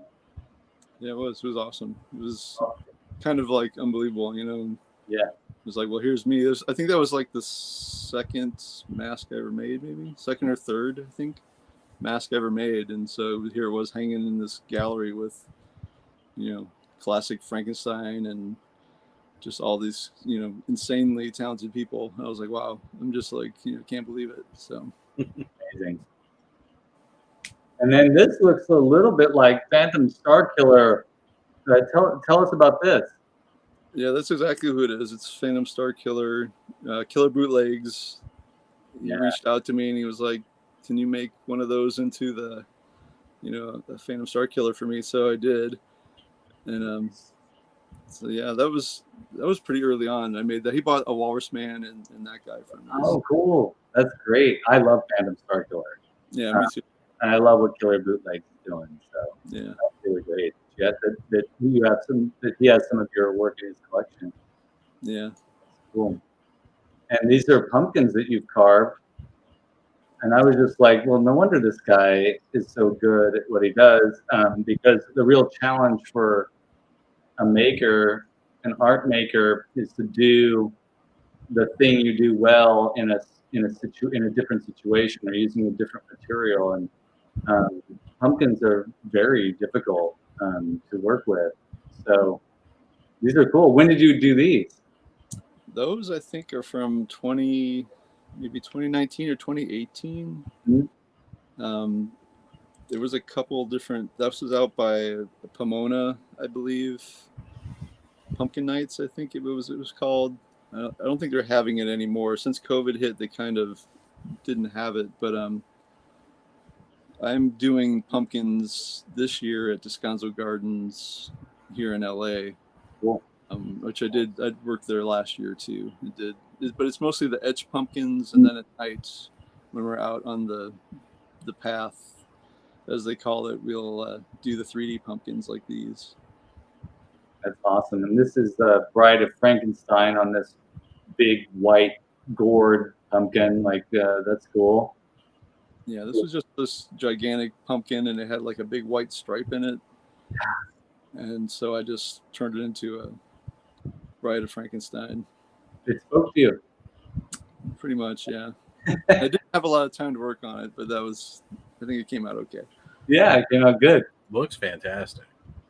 And I love now this, if I understand this correctly, this almost looks like you could have done this with mortar, but I believe this is latex as well. That's latex, but those guys, which are Melty the Snowman, which later on became the Incredible Melting Snowman. Yeah, they started out as mortar because when I made the mortar sculptures, I would just kind of like, when there was stuff left over, I might make a little sculpture on the side. And I just made like these little snowmen. And for a while, I was making those out of mortar and going to shows and selling them. And people were buying them, but, you know, that mortar, like it chips and it falls apart. You know, when I figured out, you know, make it, sculpt it in clay, cast it in latex, and you can squish it and it'll go back to its shape and everything. It's so fun. So, and it looks like it could be ceramic or something. You don't really know until you touch it. Yeah, the texture on there, like I said, looks like mortar. Very cool. And are those real sticks in there? Yep, actual sticks from my backyard. That's awesome. So when somebody orders this from you, they get sticks from your backyard. Yes, they're getting authentic sticks from my very own backyard. I'm telling you, folks, get on board with this. Got these organic latex sculptures, you know, but organic, those are sticks. Yeah. I love it. What I loved about that was just like you were saying, it looks almost like it's ceramic. And like, I think, you know, again, being a kid growing up in the 80s, a lot of our parents, my mom specifically, she had like that ceramic Christmas tree. Mm-hmm. And when I looked at this, I was thinking like, yeah, forget that ceramic Christmas tree. This is my kind of Christmas decoration here. Like this half melted snowman. Yeah, everybody loves snowmen, but a melted snowman is it's just funny to me. I don't know. Yeah. I could see this, you know, a shelf and amongst all the other holiday decor, you know, and somebody loving it, like picking it up and grabbing it. Right. Who did this to you? Gravity. And so you also did the same thing with latex, making little baby Yodas. Yeah, that was the Baby Yoda puppet that I made. I kind of based it off of the Kenner Yoda puppet. Yeah. Okay. Yeah, kind of the same idea where you could just stick your hand in it, and it doesn't have a lot of movement, but you can like make the bowl go to his mouth and that kind of thing. Yeah. But yeah, that was like I just sculpted it in like one afternoon and just made it. So Yeah. I actually got a cease and desist on that one. You did? Yeah, on my Etsy. You haven't gotten cease and desist. Like that's a good thing.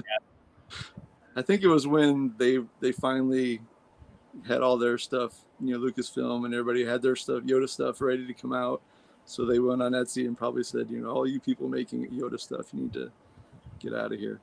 So, but at that point, I was pretty much done making them anyway. I didn't really want to make any more anyway, so it was fine. I got my first cease and desist when I was doing like these little wooden paintings, wash paintings of characters, and nobody cared about me putting Masters of the Universe characters up on Etsy, but the moment I put a Kermit the Frog up there, I got a cease and desist from the Henson company, and I was like, oh my god, that's like getting a letter from, you know, for me it's like getting a letter from Jack Nicholson or something to say, get off my board. I mean, it was like I was stoked. I was like, all right, I'll take them off. But, you know, it was Yeah. How to feel you've made it as an artist, get a cease and desist from the House of Mouse. That's right. Very cool. And I also want to go back. I do want to say that this definitely reminded me of the Kenner hand puppet Yoda, with the, you know, the sprouting white hair on the top. That was super hilarious. I mean, just it didn't do anything, but it was so unique, and everybody Yoda puppet. So here you have it.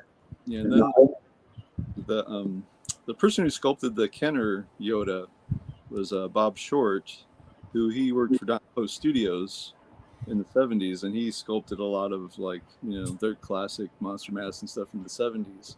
So it was kind of a connection there with masks and Star Wars and everything. So I try to tie all that together.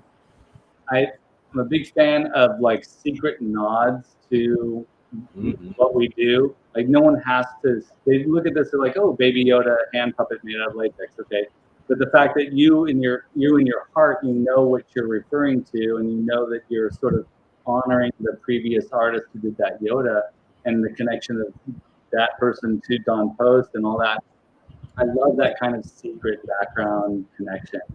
Yeah, that's great. And then I love these, the iPad and the iPad.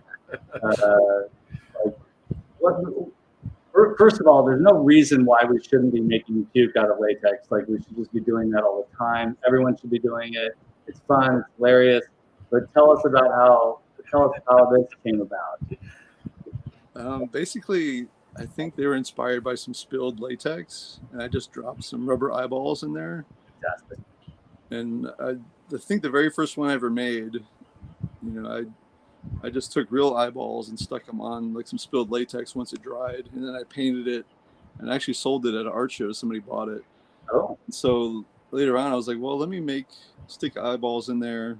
You know, it's still spilled latex, but I'll try to make it look a little better. And, you know, I put some rubber eyeballs in there and then made a mold of it. And then just came up with the name iPad, you know, and I puke. And it was just, you know, I really like all the old vintage novelty stuff, like rubber chickens and, you know, that kind of stuff. So it's all in that vein, you know. Absolutely. Something really stupid, not serious at all, but might make someone laugh, you know, for 5 minutes, whatever. Yeah, for sure. Oz, did you have any of those novelties as a kid? Oh God, yeah. I mean, who didn't get like some fake vomit or, you know, the fake dog poo? They were like that perfect gag gift. And so when I saw that you made these, I was just like, oh, these are awesome. Absolutely great. It's just that perfect nod, and then adding the eyeballs to it, and then coming up with the name iPad. In today's current day and age of tablets and products, is just perfect. Yeah, you got to make an iPhone. I might get a cease and desist for that one. You might.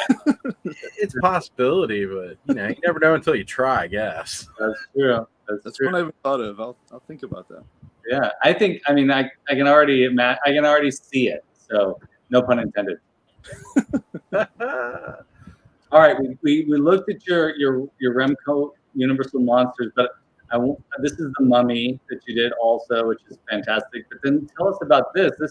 This looks a lot like Boris Karloff, but I feel like you're going for a little bit of a.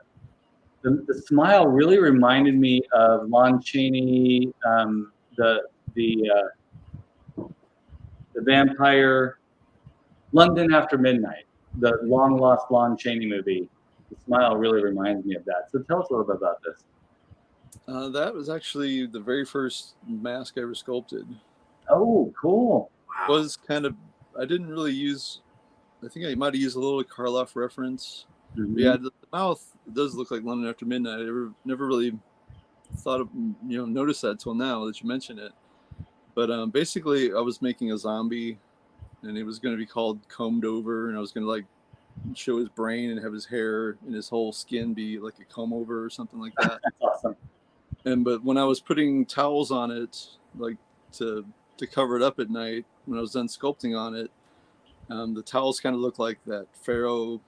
I forget what you call it, the hat, whatever he's wearing. Oh yeah, it looks like like a mummy or a pharaoh. It's kind of cool. So then I just came up with this idea to make it, the Mad Pharaoh, and just turned it into a mummy mask. Very cool. Very cool. It's almost like subconsciously you were tapping into all the Universal monsters in one. It feels like. Yeah, definitely. Very cool. It just has a very, very sinister look to it that it's creepy. Like you look at it, it just sends chills down your back. Yeah. I still have the mask too. I actually wore it one year in my kids' school. We used to make this haunted hallway, and I made a whole mummy costume, with all these bandages and everything. And I actually wore the mask for that one year. So wow. I still have the mask. I don't have the whole mold of it anymore. The mold wasn't very good, so it was the first one I ever made for a mask. But yeah, still have the mask. It's still around. So cool. Oh, and we looked at the Wolfman, the George Lucas Wolfman. By the way, everyone wants you to bring this back. We come back, but not in a mask form. We'll see. Yeah. All right. You might get a cease and desist from George Lucas, and that would be. Who knows? Maybe. So now, of all the monsters and creatures, this is the creepiest one of all, in my opinion. But also, if you don't know about Hugo, folks that are watching, Mark, can you tell us a little bit about Hugo and why you decided to approach this? And I can see why, because this reminded me a lot of that. You remember that Freddy Krueger figure that came out in the late 80s that you could it was like the special effects Freddy Krueger, and this I had not heard of Hugo until you, and this reminded me of that. So tell us about it. Yeah, well, Hugo, he might, unless you're a little older, you probably don't remember Hugo, because I think he came out 75 or 76, something like that. And I could have swore there was a commercial for it, but I don't think there was. I've never been able to find one. I think I just remember seeing him like in the Sears catalog or JCPenney catalog. And he just looks so cool because you can hit all this attachments, you can change his look and everything. And I didn't have one as a kid, but then I found one. Someone had thrown one out, and my grandparents, where they lived, the people had moved or something, and they just threw all this stuff away. And there was a Hugo in there. Wow. And I was like, oh my God, a Hugo. And then like my cousin, who's a couple years younger than me, he was so scared of it that everyone was like, you gotta get rid of that thing. And he was like, the eyes are so creepy, they're so scary. So I cut the eyes out so it wouldn't be so scary. And then he was even more scared of it. So eventually they just like threw it away or something. I don't know what happened to it. But it's always been, you know, I love Kenner stuff. I mean, they made weird stuff back then. They made like they had the German Shepherd who was a spy. They had the cow you could milk and all this. They had all this crazy stuff before Star Wars. And Hugo was just so cool. He looks so weird, you know. It's so strange. And so you thought, well, this would make a great rubber mask. Yeah, I mean, he was on my list of sculptures, you know, for years. So finally, I was like, well, he makes a perfect mask. So it's very meta. It's a mask within a mask within a mask. I mean, that's amazing. Yeah. So you created the attachments as well. Yeah, all the attachments. The face actually already had. It was like a kind of a witch sculpture that I did for somebody else, and I just kind of trimmed off the part of the face. And luckily, it fit perfectly because it does come with this kind of witch-looking, scary mask eye face thing. So it worked really well. And then everything else, I just sculpted it off. You know, used my actual Hugo for reference, the pieces and everything. And then I put there's magnets that holds it. That was going to be my next question. How's everything attached to it? That's fantastic. So this gets my vote for the scariest Halloween costume ever. What do you think, Oz? Somebody, you walk out and you see somebody down the road looking like that. How would that make you feel? Well, I don't know. I'd be kind of jealous of the hair. That's great. Yeah, but yeah, I mean, it's really perfect because, like, you know, you can really just, you know, build your own mask. Like, here's the template, and, you know, add on your own pieces. And I mean, I think we've all wanted something like that, where, like, you know, just be easily more personalized for yourself. Yeah, for sure. This could, you know, I'm thinking this for anybody that's making movies out there. I think Hugo would be an amazing premise for a horror film, and that would also appeal to people who are fascinated by toys. So you'd bring in some real history with the Kenner Hugo, and then also turn it into a terrifying film. So I'm surprised that no one's touched on that yet. That's almost like what was that movie? Effects, about the guy who used special effects makeup, and there was a crime he was solving. I can't quite remember the plot, but I thought it was so cool because it was like a real movie about this thing that I was genuinely interested in, was like a big part of the side plot. Mm-hmm. So that could be anyone that makes movies. That's it. But you got to talk to Mark, okay? Because he'll do all the work for you. Yeah, I think Hugo, at the time when I was aware of Hugo, I was really into like ventriloquism. Oh yeah. You know, the Muppets.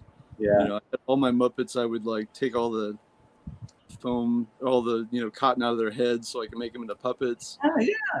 So I was really into puppets too, and I think that was another appealing thing for Hugo for me. Oh, he's like a puppet, and like, you know, he could change his look and everything. Right. Mark, I'm getting a little. There was a movie, I think it was 70s or 80s, that was about some killer ventriloquist doll, like before Chucky and everything. I can't remember. Yeah, and it has Anthony Hopkins is in it too. What is it called? But yeah, it's super creepy. Anyways, Mark, I was gonna say, I think you know, I think that everything you're saying is creeping me out a little bit, because I feel like we experience the exact same things as kids. I used to do that with my Muppets, stuffed animals, take them apart and turn them into puppets, and I was obsessed with all those things too.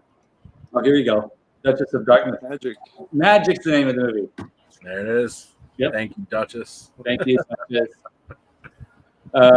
All right, and then I want to ask you about this, because this is the one thing that I was like, I don't know what this is. That is, excuse me, Membros from the Micronauts. That's right. Very cool. That's the one I'm working on right now. This is the most current image, right? This is what you've been working on. Yeah. Very cool. And the fun thing about him, he's gonna have a glow in the dark brain. Yes, I love glow in the dark stuff. Because the whole back of his head is just a giant brain. So and Yeah. that was kind of the part of the hook of the toy, that all the brains glowed in the dark. So Micronauts is such a weird kind of line of toys, and yeah, like that being one of those main gimmicks, it seemed, was this exposed backs of heads of the villains. You know, it's such a weird brand to get into. yeah. Now, speaking of glow in the dark, I'm going to take the slideshow off because I got to go find the image. But I think that when I was looking through the Masters of the Universe masks that you did, the images that you sent my way, this one image stuck out in particular. And this pertains to Duchess of Darkness saying that. So can you tell us what's going on here? That's UV reactive. So basically, you put a black light on it. That's what happens. Beautiful, beautiful. There's not like It's not really glow in the dark. I mean, it's Right. like from black light. I figured it was going to be black light, but I was kind of hoping you'd say like, well, there's like two out there that glow in the dark, and you all have to find it. Yeah. I can't remember if I made a glow in the dark one or not. I think I might have made one that was just glow in the dark. I don't remember though. All right, people, you heard it. When you're out there picking up your masks, check to see if you got the glow in the dark one. It may exist or it may not exist. So May or may not. Yeah. We'll never know until we find it. It won't be one of those. It'll be one of the ones that I made from my studio. But someone out there might have a glow in the dark. If I could be wrong. It might just be this one, and I'm thinking there is one. But yeah, well, that could be it. Yeah. Well, let's cruise through, if you don't mind. Let's cruise through the Masters images now, because I love process. I love process. I love seeing how you made these, and there's a lot of photos here. So now is this the original, the sculpture before you make the mold using the clay? Is this the first Skeletor that you made? yeah, that's the original sculpt for the Skeletor. Yeah, right before, and you'll see the thing on the bottom, which kind of helps me reduce the amount of plaster I use and makes the bottom of the mold nice and flat and everything. That's pretty much right before I get ready to mold it. That's amazing. And here's some of them, and you know, for those of you that are Halloween geeks, you probably recognize some of these faces behind the Masters of the Universe faces, but I love seeing them all together here. This is what it could look like for you folks. Is that what's his name from You're talking about the Trog, the Trog. Eye of the Tiger. Yeah, that's what I was thinking. Yeah, thank you. Yeah, that's by Master made that. That's awesome. That's cool. Yeah, he's back there. Yeah, that was one of my favorite masks, actually. Yeah. I love Harryhausen stuff. So yeah.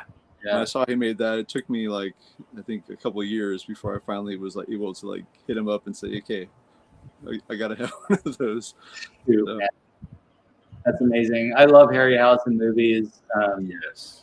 Seeing that face really makes me feel like this is home. Web store. I think a lot of people are excited about this web store, Mark. I don't think a lot of people expected web store to be like, if they were imagining a run of masks, I don't think folks would think web store. But here he is. Yeah, he's a cool character. I think he makes a good mask. He reminds me of like a giant vinyl toy, basically. Just the look of it. That's what it reminds me of. Yeah. Web Store was always one of my favorite toys, growing up. So when I saw that was one of the masks you had, I was really surprised because, again, he's normally not one of those villains that a lot of people really talk about too much. Do you have any idea how they came up with the selection of villains that they gave you? I don't know. I know this one was one of Randy's daughter's favorite characters. I don't know if that influenced it all at Right. all. I could, But, yeah. You know, Basically, just a Randy cherry picking of what he liked, and what he thought other people would like the most. Maybe Makes sense to me. Yeah. GamerBud asked, these are the only MOTU heads that you're doing. Are there a possibility of making one in the future? We did talk about that a little bit, GamerBud. I think Mark could answer better than me, but I think you said that you're working on EMAN right now, which could also be Faker. Yeah, eventually I do start sculpting on a He-Man, and I'm not sure when that will be coming out or whenever, but definitely beyond that, I really don't know which ones it would be, but for sure, probably He-Man would. So, you know, just like I said, Snout Spout, as possibly the most complicated mask you could make from Masters of the Universe. Mantana is certainly one of them as well. So we did talk a little bit about that, GamerBud, and it would for Mark to make something like that would be pretty pricey. But if the right collector comes around, right? Yeah, for sure. With the right amount of dough. Exactly. Yeah, I love the way this guy looks up close. I can see how while you're making this, you might feel like, dang, those teeth are huge, right? Yeah. Like when you look at the toy, it doesn't seem like they're, like the scale of it, it doesn't really seem like that. But, actually examining it up close, and it's like, yeah, they really are kind of that big. Like they're a whole third of his head sculpt. Mm-hmm. Like a third of the cost of Web Store's tooling went to teeth. I could see this Web Store in Snaggletooth colors. Just saying. Oh, there we go. Some Star Wars Kenner themed MOTU villains. How about that one? Oh, jeez. Wait, a Greedo. Sorry, not a Trapjaw. A Greedo Beastman. There we go. There you go. That would just be Mothman. What am I thinking? Yeah, just be Mothman. But yeah, this Hordak is beautiful. Look at the sculpt on this, folks. This is amazing. Absolutely, yeah. Was this a challenge for you, Mark? The Hordak was the hardest one for sure. I mean, because I guess when he's small, and he's just like I said before, he's just kind of like a big triangle. So, but like blowing it up and getting all the angles right to make it look right, it was definitely a challenge, but I think it came out good. I really like the bone kind of thing that goes around his head, and just figuring out how I was going to turn that into a mask. So I didn't want to do just the head part. You can't not have the cowl and everything. So right, I had to figure out, okay, how far down is it going to go? How am I going to where am I going to stop it? How is it going to fit on your head? That kind of thing. So is there must be like foam reinforcement in there too as well, right? There's not.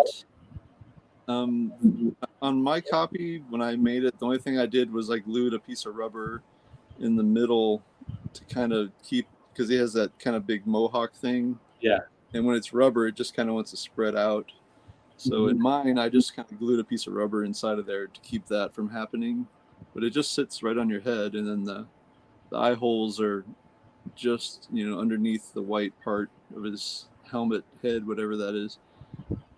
So, and it just you don't really need foam even to wear it. So cool. unless you're like a kid, maybe if you're a kid, you probably want to stick a piece of foam or something to fill it out. to raise it up more on your head. Yeah. There's Hugo in the back, one of Yeah. the long lost Horde members of the Horde. Hugo Horde. Army building with the Hugo masks. There we go.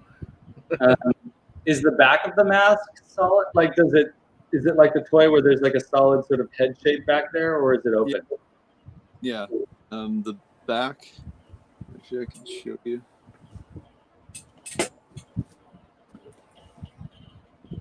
This is what the back looks like. I'm so glad you're bringing it out, because now we can really sort of see the scale of these things in comparison to, to see it held by a person and, photograph is one thing, but seeing it in motion and in real life is great. Yeah, he's pretty big. This is definitely the biggest one. It kind of reminds me of when I was a kid, we had a store at the mall called Another Universe. And they had in there for the longest time a xenomorph and a predator. And they had the predator both masked and unmasked on the walls.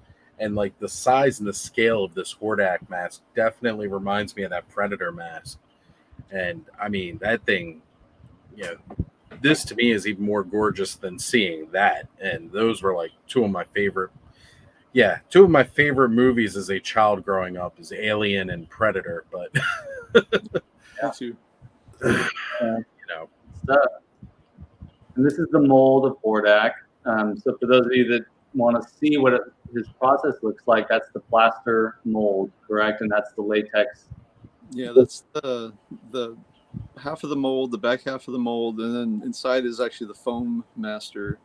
So it's filled with foam. That's the part that gets sent off to the factory. That's what they make all their molds off of.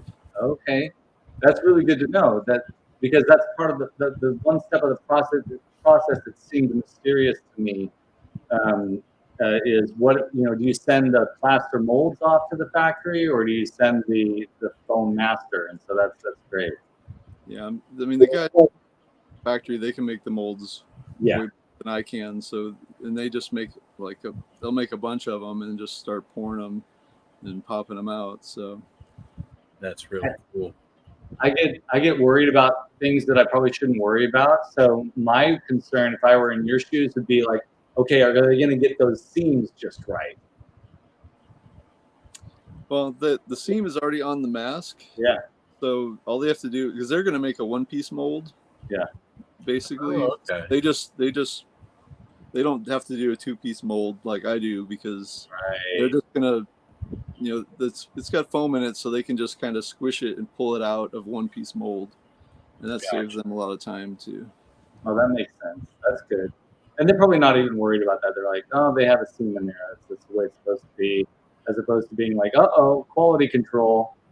Yeah, they get the foam master, and they also get a paint master, and cool. They know exactly what it should look like. So they don't have to like, well, why is there a seam? Take the seam off. They what we send them, that's how they make it. So yeah, that's great. That's good to know.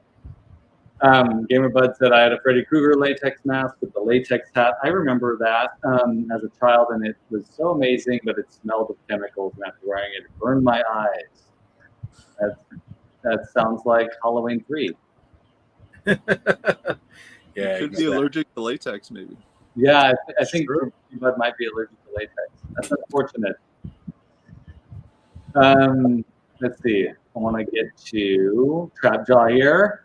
Yes. This guy looks great. I gotta say, I want to ask you. I don't want to ask you, but I want to ask you, which is your favorite of these sculpts?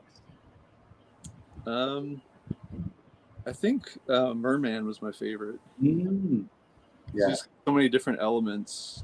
He's got like kind of like these fish bat ears, and he's got fur. Like his, the back of his head is all fur. Yeah.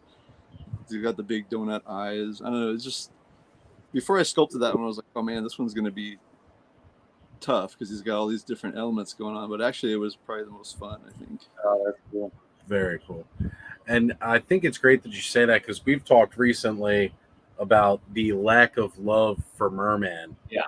And so, like, finding out that more and more people actually do really appreciate Merman, that's great. Because again, like I said, I didn't care for Merman as a kid, but I loved Stinkor, even though he's the same exact sculpt. So, it was definitely a big thing for me seeing that, you had Merman, and like I saw that first because he's very striking as the mask. And then seeing over on the other side of the table, then being like, oh, good, there is Stinkor. I was hoping that I would see that since there's Merman on this side. For sure. I love this too. I mean, the '90s were amazing times. They let Gamer Bud wear the knife glove. Yeah. I dressed up as Freddy Krueger for Halloween once, and my face looked like it was melting off, and I was wearing knives on my fingers, and that was dope. I think it was the whole reason I bought the Freddy Krueger costume to begin with, was to get the cool glove. Yeah, absolutely. Yeah, I'm with all of you on the love for Merman and Stinkor there. That mask is one in particular I really want to get to. But this trap jaw is it's out of this world. The trap jaw, like so good. big metal jaw, like it just looks like it's heavy, and you feel like it should drop open, even though it's only latex that's foamed and attached to the other parts. Mm-hmm. Mm-hmm. Yeah, I wasn't sure when I made it, like when I sculpted it, how open should his mouth be? Should it be really open, or so I just kind of opened it a little bit. And well, I think that's how most of us kind of remember the toy being, up until like you've played with it for a while, and then the jaw just hangs open because, again, gravity. But I think you did an amazing job with the sculpt on that. Now, did you put anything inside the trap jaw mask so that it stays like that jawline? No, I mean, it's like if you cast it, thick enough, it'll just hold its shape. So okay, there's no, foam or wires or anything inside there. It's just you cast it thick enough, it'll just hold its shape like that. I mean, later on you can stuff, plastic bags or something like that if you're gonna have it on display for a long time. But if you just want to wear it, you don't need to do anything. It'll just hold its shape like that. The sculpt for this is awesome. I love the texture that we're seeing in the sculpture here. It almost looks like it's like carved out of marble. It just looks gorgeous. So my question is, what happens to these? What happens to them? To the original sculpts. Sculpt? Well, pretty much once you mold it, it's done. It disintegrates or it falls apart. Yeah. Well, first of all, before you mold it, you seal it with kind of like a clear spray paint, crystal clear, and then you put plaster all over it. When you're demolding it, it gets all dented up, and you have to scoop some of it out to get it out of the mold and stuff like that. So, but even if sometimes I think the Hordak, when I pulled the front of the Hordak off, the sculpture was still like perfect, amazingly enough. But even if you did save it, eventually it's just going to dry out and turn to dust anyway. So that's what the mask is for. So. That's right. It's beautiful though. Like, it would be amazing to have, it's great to have the mask, but it also would be amazing to have these as like solid bronze sculptures. Just saying, as a traditionalist, that would be so cool to have like a whole run of these heads in your yard and made out of bronze. Yeah, that'd be cool. That'd be really cool. What does Gamer Bud here say? I always loved the vintage trap jaw head. The eyes always look so evil. Yes, absolutely. Hollow. Those eyes always kind of look like hollow. Yeah. Yeah, there's one thing about the new Origins one that I didn't care for as much, and it took me forever to figure out exactly what was off about Origins versus the vintage, and it's definitely the eyebrows. Like, that really makes a difference. Yeah, for sure. Got to say, your the attention to the detail and sticking with that vintage look for all of them, as opposed to like any kind of updating with the origin sculpts. It really sells it to me personally, you know, because these were what I grew up with. This is what I remembered. Yeah. I did want to point out to folks that the ring on the top of the head, I just seeing this now, the ring there is solid, right? That's sort of like a solid flat piece of latex. There's not a hole there. I mean, it would kind of cause a molding issue. Yeah, I can see that. So Yeah. I figured no one is going to really, hopefully, try to swing down. I was going to say, don't try to swing down from a building with that. Okay, folks? I mean, if you're going to try it, make sure that you buy another mask after it rips. Yeah. So Gamer Bud just went ahead and painted the eyebrows on the trap jaw with it. Felt like Right, Gamer Bud. Got it. Something about not having eyebrows, it's just a little creepy. Yeah, I agree. Like Hugo. Like Hugo, yeah. Exactly. This Beastman is just I'm almost at the stage now where I'm feeling this is like my top two. Like for me, it's Merman / Stinkor and Beastman right now of these masks. Oh, sorry. Quick pause. GamerBud asks if that's a challenge mark. No. Please don't do that. We're not encouraging anybody to go ziplining in a latex mask. Do not zipline in a mask, okay, folks? Actually, don't zipline in a mask, period. Like, yeah, no mask. Traditionally, like, wearing a do mask. this. Don't do that. Actually, if you go ziplining, wear the trap jaw mask. Just kind of pretend that it's the zip line. There you go. Make sure someone films it and send it to me. That's right. Film it. All of your stunts with the mask you should film and send to Mark. Just make sure there's no sad endings to any of them. Right. I mean, please make as many videos wearing the masks as much as possible, you know. Just be safe out there.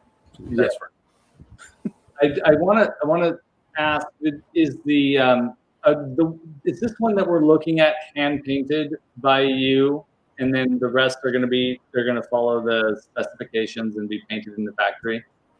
Yeah, the paint masters that I did, NECA will keep one, and then they'll send one to Mexico to the factory, and basically they'll paint it exactly like I did. Mm-hmm. They'll send it back to NECA. NECA will look at it and compare it to theirs, and say yay or nay, or it's good, or fix this, whatever. And right. They, like I said before, they do a really great job of copying it. So very cool. They're really artisans basically down there. They get every little detail I put in there, so they don't miss anything.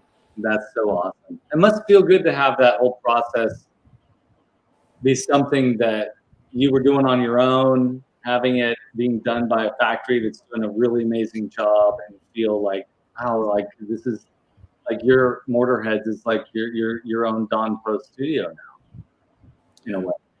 Yeah, it's kind of like that. It's definitely cool to know that, even though what I'm making is basically a copy of something that somebody already made, it's just a toy. It's not like my own original thing, but being a mask version is, the thing that I add to it, so more people can continue to enjoy it. Yeah. It's definitely cool to know that, more people, because if I was just making them myself, it would take me like 2 years to make 500 masks. I mean, it would take forever. Yeah. So it's cool to know that more people can get the masks and enjoy them. And, that's what I like about it, really. So you're excited about seeing people on Halloween wearing these, right? Whether it's this Halloween, next Halloween, the next Halloween, that's probably going to make you flip your lid, right? Exactly. Yeah. You heard it, guys. When you buy the masks, you're wearing it this Halloween, take a picture, tag us, tag Mark, let them know. Show them how much you're loving it, how much you're showing it off. I mean, earlier I was mentioning about your attention to the toys and the detail with the toy, not so much the mask of it. I love how you can kind of see on this mask with Beastman, you know, the original toys always had these kind of rough paint jobs, like slightly imperfect in a lot of ways. And you can see where you've even applied that to these, like your attention to detail to the toys is outstanding. Yeah. You know, because you can really see that coming through here, where like you see a little bit of that lighter tan coming up past where like that eyebrow portion is, and how that looks on it.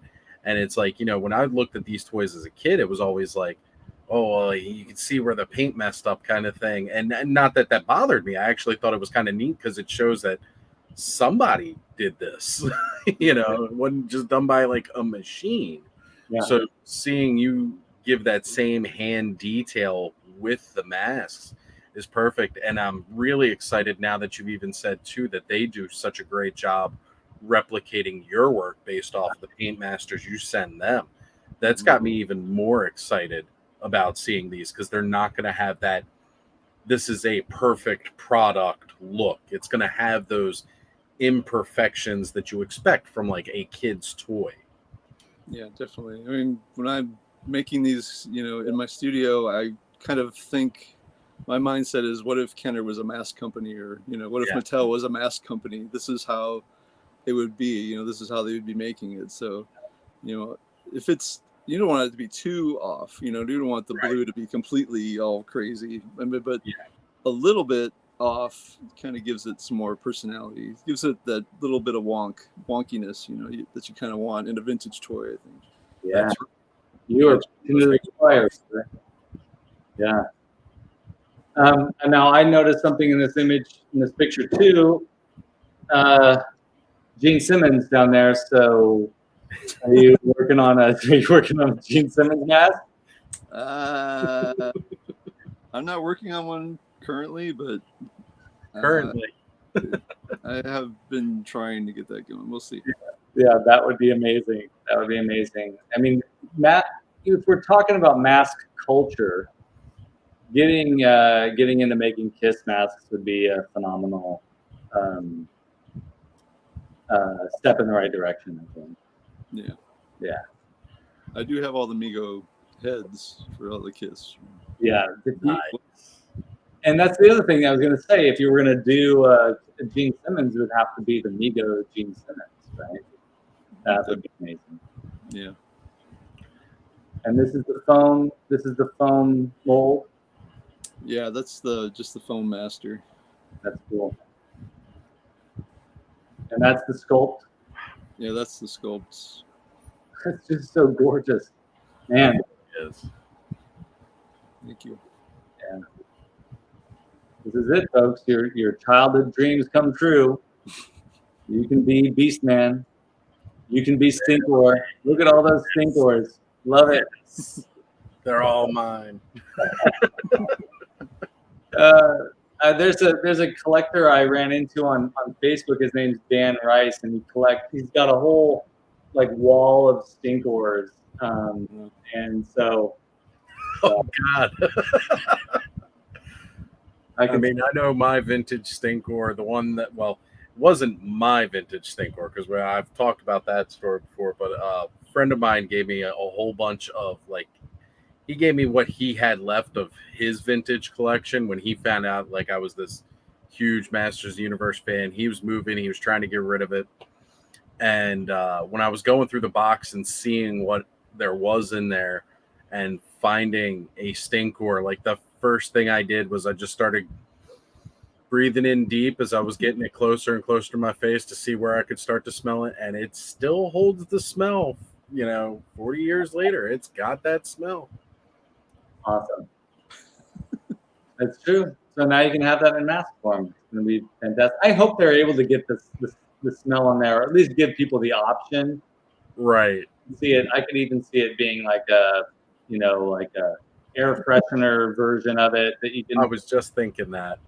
That would be really amazing. It's a really difficult smell to capture too, because it's not just patchouli. It's kind of an odd patchouli, and every time I've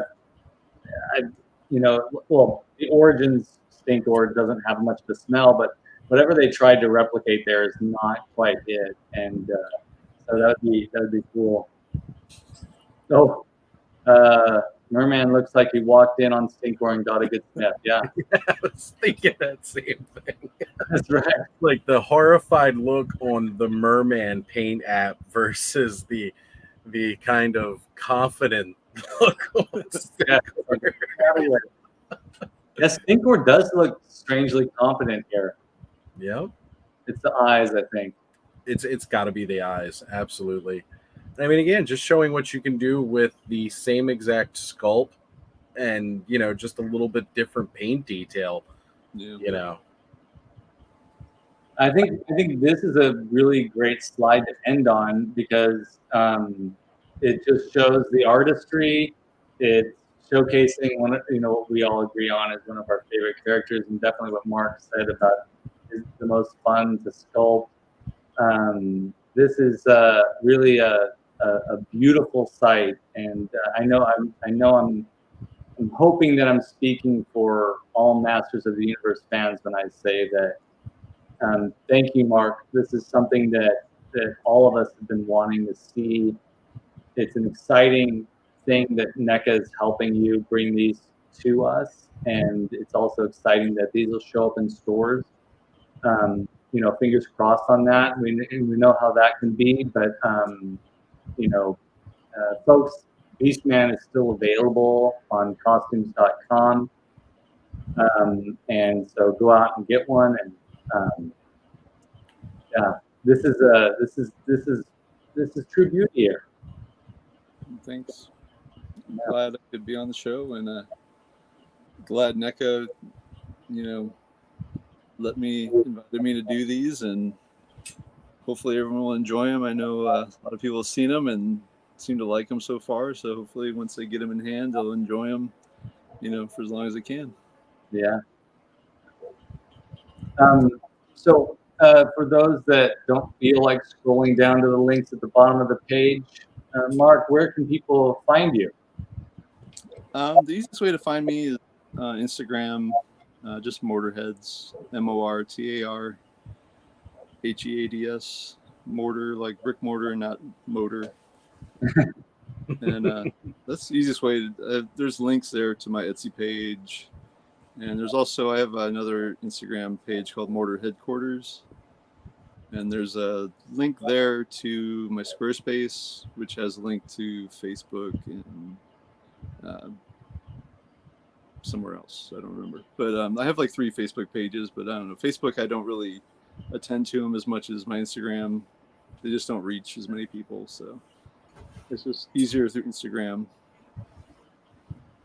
All right, well, that's cool. And I just want to say thanks so much for responding to my message. You liked the picture that I posted on Facebook, and I wrote to you immediately, and I was like, it's not going to happen. I really appreciate you.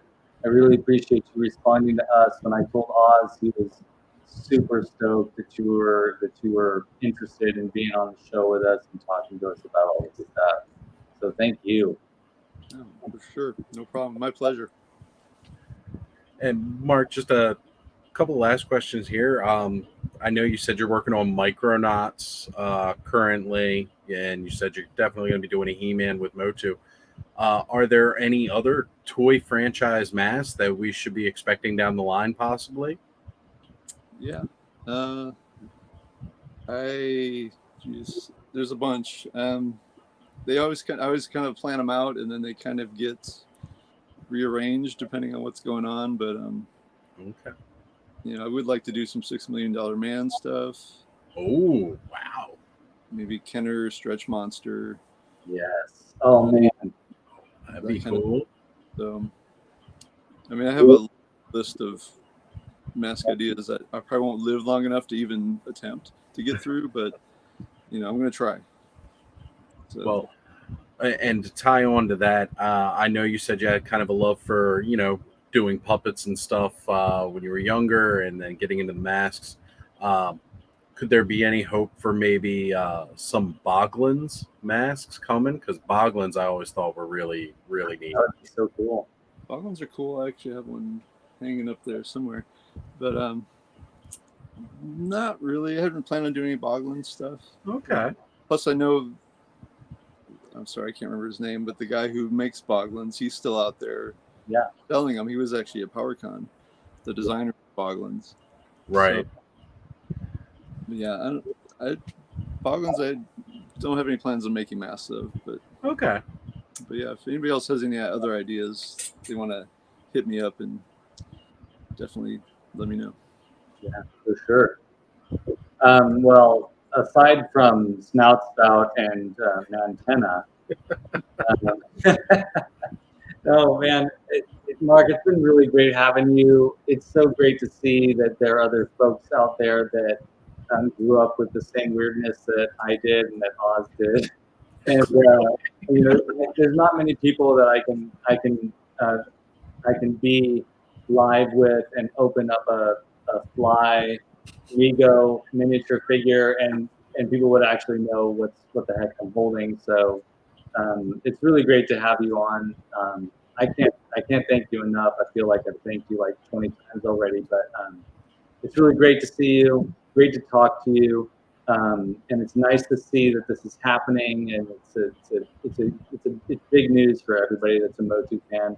I apologize ahead of time for all the crazy MOTU fans that might be excited about what you're doing and have opinions about what you're doing, because that's definitely what happens in this community.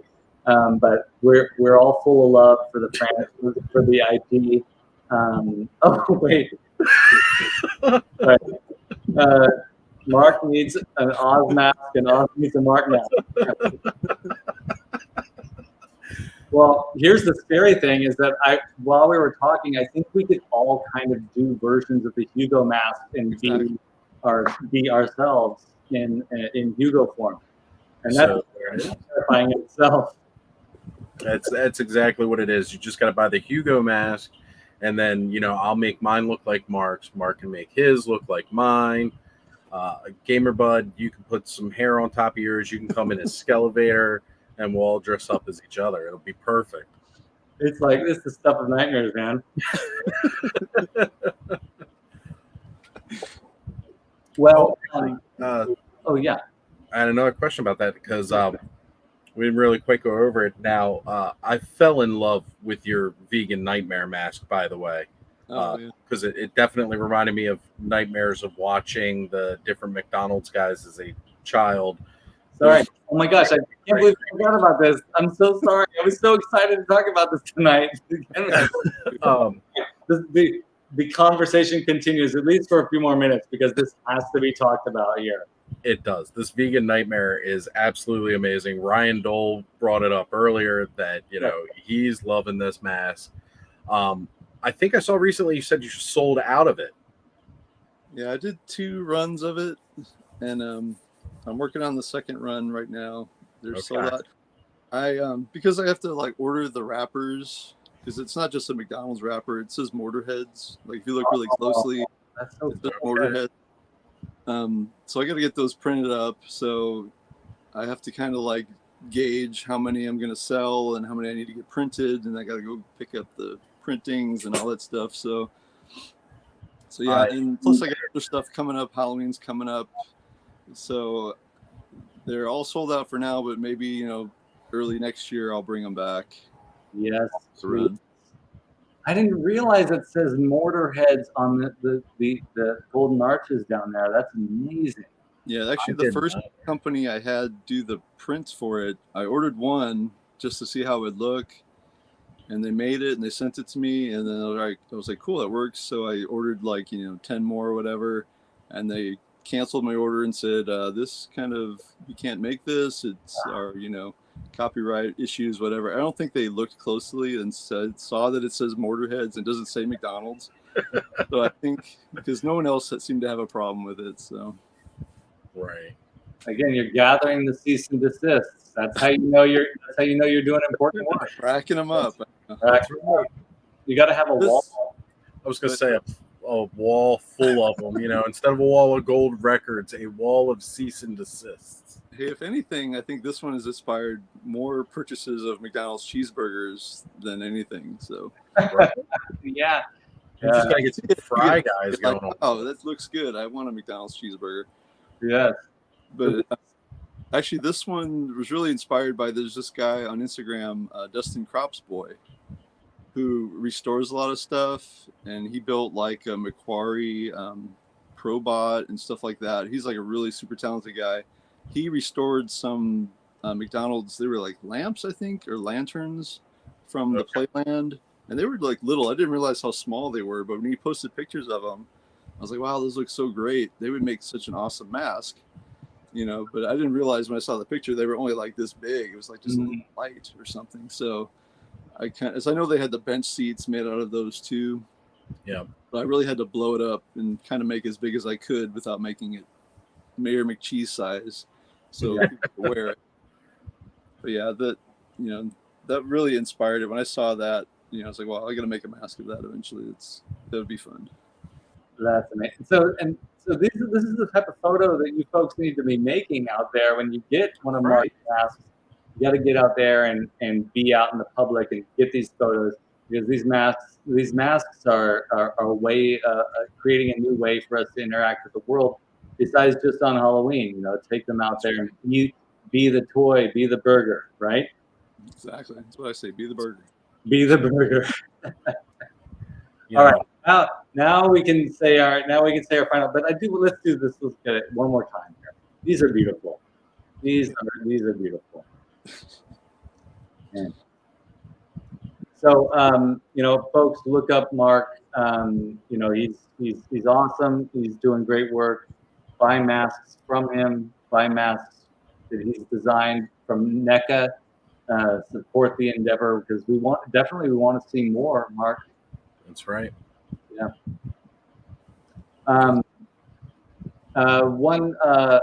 One last little thing here coming up here on September 17th. We're going to be speaking to a customizer, does Machines 84. His name's Robert Amador, and he primarily customizes Teenage Mutant Ninja Turtles, but he's done other things too. But his work is phenomenal, and it was really nice of him to agree to join us in an episode where Oz and I will be talking to him on the 17th. Did I say that right? That's a Saturday, right? Yeah. So the 17th of September. I'm very excited to talk to him. So keep watching, folks. Make sure you click like, click subscribe, all that business. If you feel like becoming a Patreon, the link is down below. Yeah, support the channel. We get enough Patreons, we can all have Mortar Heads masks. Okay, so let's make that happen, folks. We gotta support each other here. And if you all want these masks, definitely reach out to Mark. He's awesome, as you've seen here tonight. Easy to talk to, and is excited to share his efforts with you all. So hope I'm not overstepping there, Mark, but I think that if I were in your shoes, I'd be like, yeah, let's talk about this stuff. Yeah, definitely. Yeah, if anybody wants to ask me questions or hit me up on Instagram, go for it. Yep. And if any of you are nervous about that and you feel like just sending a question to Skelevator at Gmail, and I'll forward it over to Mark, that's perfectly fine too. But as usual, we are excited about your questions and your crafts. So send all those things to Skelevator at Gmail, and that's down below too. Oz, any final thoughts? Well, just, Mark, it's been an absolute pleasure to have you on. This is definitely great. Guys, you're getting the masks. You're going to take the pictures. You want to hashtag it Mortarheads in the Wild. There you go. We want to see them out there in the wild, not just Halloween parties. No. I want to see you going trick-or-treating on Christmas Eve, because I've done that before. That's so right. let's really show the love for Mark's work, because you can see the kind of effort he puts into all of these and how much passion he has for doing this. And we need to show some love towards him, and definitely make sure that we support what he's doing. That's right. Wear your masks to the grocery store, to the zoo, on the roller coaster, in the record store. walking down the street. Gamer Bud's got a perfect recommendation right there in the chat. Oh yeah, walk by a vegan restaurant with a mask on and stare at them. Yeah, absolutely. Do it. Make it happen. That's a must-have. Absolutely. So, and Ron, I know you mentioned that, about our upcoming show on the 17th. Yeah. Also coming up on September 24th, we're going to have Blake Wright.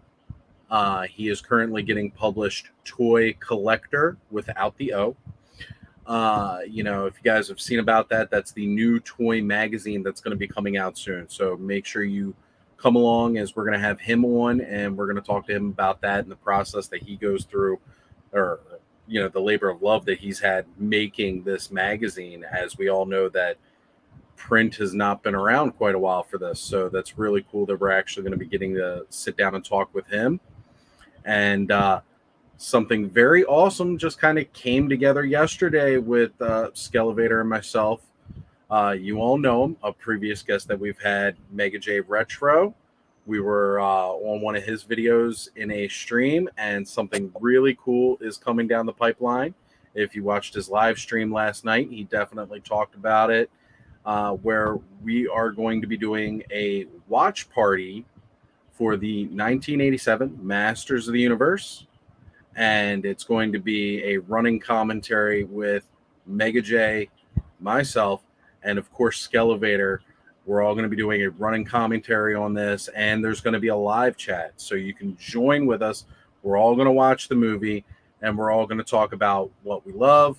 If you didn't like it, you're welcome to come along too, and definitely join us. Let us know what you didn't like about it, and we'll let you know why you shouldn't spread that hate towards that movie, because it's a miracle that ever saw the light of day and made it to a screen, with all the problems they had. And we're going to talk a lot about that when we're watching.